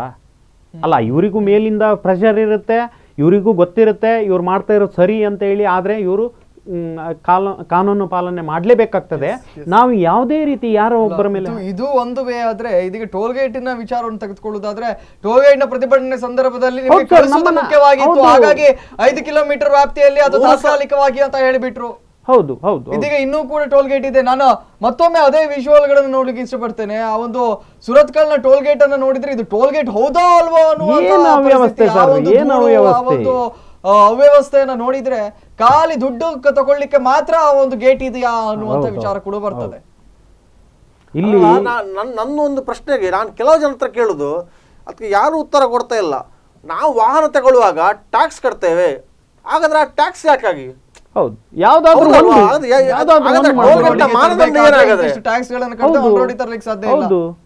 ಎಲ್ಲಿ ಹೋಗ್ತದೆ ಅದು ಹಣ? ಎಲ್ಲಿ ಹೋಗ್ತದೆ? ಸರ್ಕಾರದ ಹತ್ರ ಯೋಗ್ಯತೆ ಇಲ್ವಾ ರೋಡ್ ಸರಿ ಮಾಡುವಂತದ್ದು? ಅವ್ರ ಹತ್ರ ಯೋಗ್ಯತೆ ಇಲ್ಲದಕ್ಕೆ ಬೇರೆಯವ್ರಿಗೆ ಕೊಟ್ಟದವರು, ಅದನ್ನು ಒಪ್ಕೊಳ್ಳಿ ಅಲ್ವಾ, ನಾವು ಕೊಡ್ತೇವೆ. ಹೌದಲ್ವಾ sir? Yes yes one India one tax GST ಎಲ್ಲವನ್ನ ಕೂಡ ಒಪ್ಪೋಣ, ಆದ್ರೆ ಒನ್ ಟ್ಯಾಕ್ಸ್ ಒನ್ ಇಂಡಿಯಾ ಯಾಕೆ ಮಾಡ್ಲಿಕ್ಕೆ ಇವ್ರ ಹತ್ರ ಆಗ್ತಾ ಇಲ್ಲ? ಇವತ್ತು ವೆಹಿಕಲ್ ಅನ್ನ ರಸ್ತೆಗೆ ತರಬೇಕಾದ್ರೆ ಟ್ಯಾಕ್ಸ್ ಗಳನ್ನ ಕಟ್ಟಿಯೇ ತರ್ತೇವೆ, ಪ್ರತಿ ಬಾರಿ ಪೆಟ್ರೋಲ್ ಹಾಕುವಾಗ ಟ್ಯಾಕ್ಸ್ ಕಟ್ತೇವೆ, ಪ್ರತಿ ಬಾರಿ ಹೊಸ ಟೈರ್ ತಗೊಳ್ಳುವಾಗ ಟ್ಯಾಕ್ಸ್ ಕಟ್ತೇವೆ, ಈಚ್ ಅಂಡ್ ಎವರಿ ಐಟಮಿಗೆ ಟ್ಯಾಕ್ಸ್ ಕಟ್ತೇವೆ. ಅದಾದ ಮೇಲೆ ಟೋಲ್ ಗಳಿಗೆ ಕೂಡ ನಾವು ಟ್ಯಾಕ್ಸ್ ಗಳನ್ನ ಕಟ್ಟಬೇಕು. ಟ್ಯಾಕ್ಸ್ ಕಟ್ಟೋದು 2 ದಿವಸ ಲೇಟ್ ಆದ್ರೆ ಫೈನ್ ಕಟ್ತೇವೆ, ದಿವಸಕ್ಕೆ 50 ರೂಪಾಯಿ. ನಮ್ಮ ಇಲ್ಲಿ ಕರಾವಳಿಯಾದ ಒಂದು ದೊಡ್ಡ ಇನ್ನೊಂದು ಸಮಸ್ಯೆ ಅಂತಂದ್ರೆ, ಇಲ್ಲಿ ಬೇಡದ ವಿಷಯಗಳಿಗೆ ಒಟ್ಟಾಗಲಿಕ್ಕೆ ಜನ ಸುಮಾರಿದ್ದಾರೆ. ಒಂದು ಕೋಮು ಗಲಭೆ ಆಗ್ಲಿ, ನಾಳೆ ಅವ್ರು ಇವರು ಬಂದ್ರೆ ಬೇಡದ್ದೆಲ್ಲ ಸ್ಟೇಟ್ಮೆಂಟ್ ಕೊಟ್ಟರು ಏನೇನೋ ಇಡೀ ಕರಾವಳಿಯನ್ನು ಹೊತ್ತಿಸಿ ಬಿಡುವಂತ ಶಕ್ತಿ ಉಂಟು. ಬಹಳ ಮುತುವರ್ಜಿ ಬರ್ತದೆ. ಆದ್ರೆ ಸಾಮಾಜಿಕವಾಗಿ ಒಂದು ಸಾಮಾಜಿಕ ಕಳಕಳಿಯನ್ನು ಇಟ್ಕೊಂಡು ಏನಾದ್ರೂ ಒಂದು ಹೋರಾಟ ಮಾಡಿದ್ರೆ ಒಬ್ಬ ವ್ಯಕ್ತಿ ಅದೇ ಟೋಲ್ ಗೇಟ್ ಟೈಮಲ್ಲಿ ಸಂಸದರು ಹೇಳಿದ್ರು, ನಾನಿದ್ದೇನೆ ಅಲ್ಲ, ನೀವು ತಲೆಬಿಸಿ ಮಾಡ್ಬೇಕು, ನಾನು ಬರ್ತೇನೆ, ನಾನು ನಿಮ್ಗೆ ಸಪೋರ್ಟ್ ಇದ್ದೇನೆ ಅಂತೇಳಿ. ಇಲ್ಲಿದ್ದಾರೆ, ನಾವು ಕಾದದೆ ಬಂತಲ್ಲಿ ನಮ್ಮನ್ನೊಳಗೆ ಹಾಕಿದ್ರು ಕರ್ಕೊಂಡು ಹೋದ್ರು. ಆ ದಿವಸ ಜನ ಬೆಂಬಲ ಇತ್ತು, ಬಿಡ್ಲಿಲ್ಲ, ವಾಹನವನ್ನು ಬಿಡ್ಲಿಲ್ಲ, ಅಲ್ಲಿಗೆ ಓಕೆ. ಆದ್ರೆ ಒಳಗೆ ಹಾಕಿದ್ರೆ ಹೋಯ್ತಾ, ನಮಗೇನು ಲಾಭ ಆಯ್ತಾ? ನಮಗೆ ಈ ಅನ್ಯಾಯಗಳನ್ನ ನೋಡಿ ಸುಮ್ಮನೆ ಕೂತ್ಕೊಳ್ಳಾರ್ದೆ ನಾವು ಇಂಥ ಒಂದು ಕೆಲಸಗಳನ್ನ ಮಾಡುವಂತ ಹೋಗೋದು. ಈಗ ಬ್ರಹ್ಮಾವರದಿಂದ ಒಬ್ರು ಟೂರಿಸ್ಟ್ ಕಾರಿನವರು ಫೋನ್ ಮಾಡಿದ್ರು. ಟೂರಿಸ್ಟ್ ಕಾರಿನವ್ರದ್ದು ಯೂನಿಯನ್ ಇದೆ, ಒಳ್ಳೆದಕ್ಕೆ ಹೋರಾಡಿ ಒಗ್ಗಟ್ಟಾಗಿ, ಅಥವಾ ಹೀಗೆ ಸಂಘ ಸಂಸ್ಥೆ ಅನ್ನೋರು ಒಂದು ಒಳ್ಳೆ ವಿಚಾರನ್ನು ಇಟ್ಕೊಂಡು ಹೋರಾಟ ಮಾಡುವಾಗ ಬನ್ನಿ, ನಮ್ಮ ಊರಿಗೆ, ನಮ್ಮ ಜಿಲ್ಲೆಗೆ, ನಮ್ಮ ತಾಲೂಕಿಗೆ ನಾವು ಇವತ್ತು ಜನತೆ ಪರವಾಗಿ ನಾವು ಹೋರಾಡಬೇಕಾಗಿದೆ, ನಾವು ಸಂಕಲ್ಪವನ್ನು ಮಾಡಬೇಕಾಗಿದೆ ಅಂತ ನಾನು ಅನ್ಸರ್ ಅಹಮದ್ ರಲ್ಲಿ ಸರಿ ಕಾರ್ಯಕ್ರಮದ ಕಡೆಯದಲ್ಲಿ ಈ ಒಂದು ಇದುವರೆಗೆ ಟೋಲ್ ಗೇಟ್ ನ ಕುರಿತಾಗಿ ಹೋರಾಟಗಳಾಯ್ತು, ಇದೀಗ ಈ ಒಂದು ಅವ್ಯವಸ್ಥೆ ಇವೆಲ್ಲ ಕುರಿತಾಗಿ ತಾವೇನ್ ಹೇಳ್ತೀರಾ ಸರ್? ಇಲ್ಲ, ಇದಕ್ಕೆ ಎಲ್ಲಕ್ಕೆ ಪರಿಹಾರ ಒಂದೇ, ಜನರು ಎಚ್ಚೆತ್ಕೊಳ್ಬೇಕು. ಎಲ್ಲಿಯವರೆಗೆ ಜನಸಾಮಾನ್ಯ ಎದ್ದುಕೊಂಡಿದ್ರ ಬಗ್ಗೆ ಮಾತಾಡೋದಿಲ್ವಾ ಅಲ್ಲಿಯವರೆಗೆ ಬದಲಾವಣೆ ಖಂಡಿತ ಸಾಧ್ಯ ಇಲ್ಲ. ಈಗ ಹೇಗೆ ನೀವು ಮಾತಾಡ್ತೀರಿ, ನಾವು ಮಾತಾಡ್ತೇವೆ, ರಾಘವನ್ ಶೆಟ್ಟರು ಮಾತಾಡ್ತೇವೆ, ಅದೇ ರೀತಿ ಪ್ರತಿಯೊಬ್ಬರು ಮಾತಾಡ್ಬೇಕು. ಅಲ್ಲಿ ಟೋಲ್ ಪ್ರತಿಯೊಬ್ಬ ಹೋಗುವ ಸಮ ಕೇಳಬೇಕು, ಎಂತದ್ದು ಟಾಯ್ಲೆಟ್ ಎಂತ ಇದ್ ಮಾರೆ, ಅದು ಸಾಮಾಜಿಕ ಕಳಕಳಿ ಎಲ್ಲರಲ್ಲಿ ಇರಬೇಕು. ಅದು ಬಿಟ್ಕೊಂಡು ನಾವೇ ಮಾತಾಡದೆ ಪ್ರಯೋಜನ ಇಲ್ಲ. ಎಲ್ಲರೂ ಒಟ್ಟಾಗಿ ಬರ್ತಾರೆ, ನಾವು ಖಂಡಿತ ಅವರೊಟ್ಟಿಗಿದ್ದೇವೆ. ನಾನು ರಾಘವೇಂದ್ರ ಶೆಟ್ಟಿ ಅವರಲ್ಲಿ ಇವತ್ತು ಜನತೆ ಎಚ್ಚೆತ್ತುಕೊಳ್ಬೇಕಾಗಿದೆ. ಅದ್ರ ಜೊತೆಯಲ್ಲೇ ಈ ಒಂದು ದಬ್ಬಾಳಿಕೆ ಅಥವಾ ಟೋಲ್ ಗೇಟ್ ನಲ್ಲಿ ಮಾಡುವಂತಹ ಈ ಒಂದು ನೈತಿಕ ಗೂಂಡಾಗಿರಿ ಕೂಡ ನಿಲ್ಬೇಕಾಗಿದೆ, ನೈತಿಕ ದರೋಡೆ ಕೂಡ ನಿಲ್ಬೇಕಾಗಿದೆ ಅಂತ ಸರ್ಕಾರ. ಅದು ನಿಲ್ಬೇಕು ಅಂದ್ರೆ ನಾವು ರಾಜಕಾರಣಿಗಳು, ಸಂಸದರು, ಸಚಿವರು ಅವ್ರು ಮಾಡ್ತಾರೆ ಇವ್ರು ಮಾಡ್ತಾರೆ ಅಂತ ಕೂತ್ಕೊಳ್ಳೆ ಏನೂ ಆಗುದಿಲ್ಲ. ಅವರಿಂದನೇ ಮೂಲ ಕಾರಣನೇ ಅವರು ಫೌಂಡೇಶನ್ ರಾಜಕಾರಣಿಗಳು. ಅದನ್ನ ಅಲ್ಲಿ ಏನ್ ಆಗ್ತಾ ಇದೆ ಅಂತ ನೋಡುವಂಥದ್ದು ಅವರಿಗೆ ಬಿಟ್ಟದ್ದು. ಈಗ ಒಬ್ರು ಮಿನಿಸ್ಟರ್ ಬರ್ತಾ ಇದ್ದಾರೆ ಅಂತ ಅಂದ್ರೆ ಹೊಂಡ ಗುಂಡಿ ಬಿದ್ದಿರ್ತದೆ, ಅದಕ್ಕೆ ಇಮಿಡಿಯೇಟ್ ಪ್ಯಾಚ್ ಮಾಡಿಬಿಡ್ತಾರೆ. ಏನ್ರಿ ಇದು ಅಸಹ್ಯ. ಅದನ್ನ ಯಾಕೆ ಮಾಡ್ಬೇಕು? ಅದನ್ನ ನಿಲ್ಸಿ, ಮಿನಿಸ್ಟರ್ ಬರ್ಲಿ ಹೊಂಡದಲ್ಲಿ. ಯಾಕೆ ಮುಚ್ಚಿದ್ದಾರೆ? ನಾವು ಬಿಡುದಿಲ್ಲ ಸರ್. ನಮ್ಮ ಇನ್ನು ಮಿನಿಸ್ಟರ್ ಬರ್ತಾರೆ ಅಂತ ಒಂದು ದಿನ ತಾತ್ಕಾಲಿಕವಾಗಿ ಹೊಂಡ ಮುಚ್ಚಿದಾದ್ರೆ ನಾವು ಬಿಡುದಿಲ್ಲ. ನಾನು ಸಾರ್ವಜನಿಕರಲ್ಲಿ ನನ್ನ ಒಂದು ಮನವಿ ಏನಪ್ಪಾ ಅಂತ ಅಂದ್ರೆ, ಅವ್ರು ಮಾಡ್ತಾರೆ ಇವ್ರು ಮಾಡ್ತಾರೆ ಅಂದ್ರೆ ನಾಳೆ ಮುಂದೊಂದು ದಿವಸ ನಾವು ನಮ್ಮ ಮನೆಯಲ್ಲಿ 1 ಕಿಲೋ ಅಕ್ಕಿ ತಗೊಂಡೋಗಿ ಊಟ ಮಾಡುವಾಗ್ಲೂ ನಾವು ಒಂದು ಥಂಬ್ ಕೊಡ್ಬೇಕಾಗ್ಬೋದು ಅಥವಾ ಟ್ಯಾಕ್ಸ್ ಕಟ್ಟಬೇಕಾಗ್ಬೋದು. ಅಂತ ಒಂದು ಪರಿಸ್ಥಿತಿ ಗ್ಯಾರಂಟಿ ಬರ್ತದೆ. ಒಳ್ಳೆ ವಿಷಯಕ್ಕೆ ಈ ಕೋಮು ಗಲಾಭೆ ಆಗಂತೆ ಹೀಗಂತೆ ಅದು ಬೇಡ, ಅಂತೆ ಕಂತೆ ನಮಗೆ ಬೇಡ. ನಮ್ಮನ್ನ ಹೊಡೆದಾಡ್ಲಿಕ್ಕೆ ಬಿಟ್ಟು ಅವರು ಗಮ್ಮತ್ತಾಗಿ ಟಿವಿ ನೋಡ್ತಾರೆ, ಲೈವ್ ನೋಡ್ತಾ ಕುತ್ಕೊಳ್ತಾರೆ.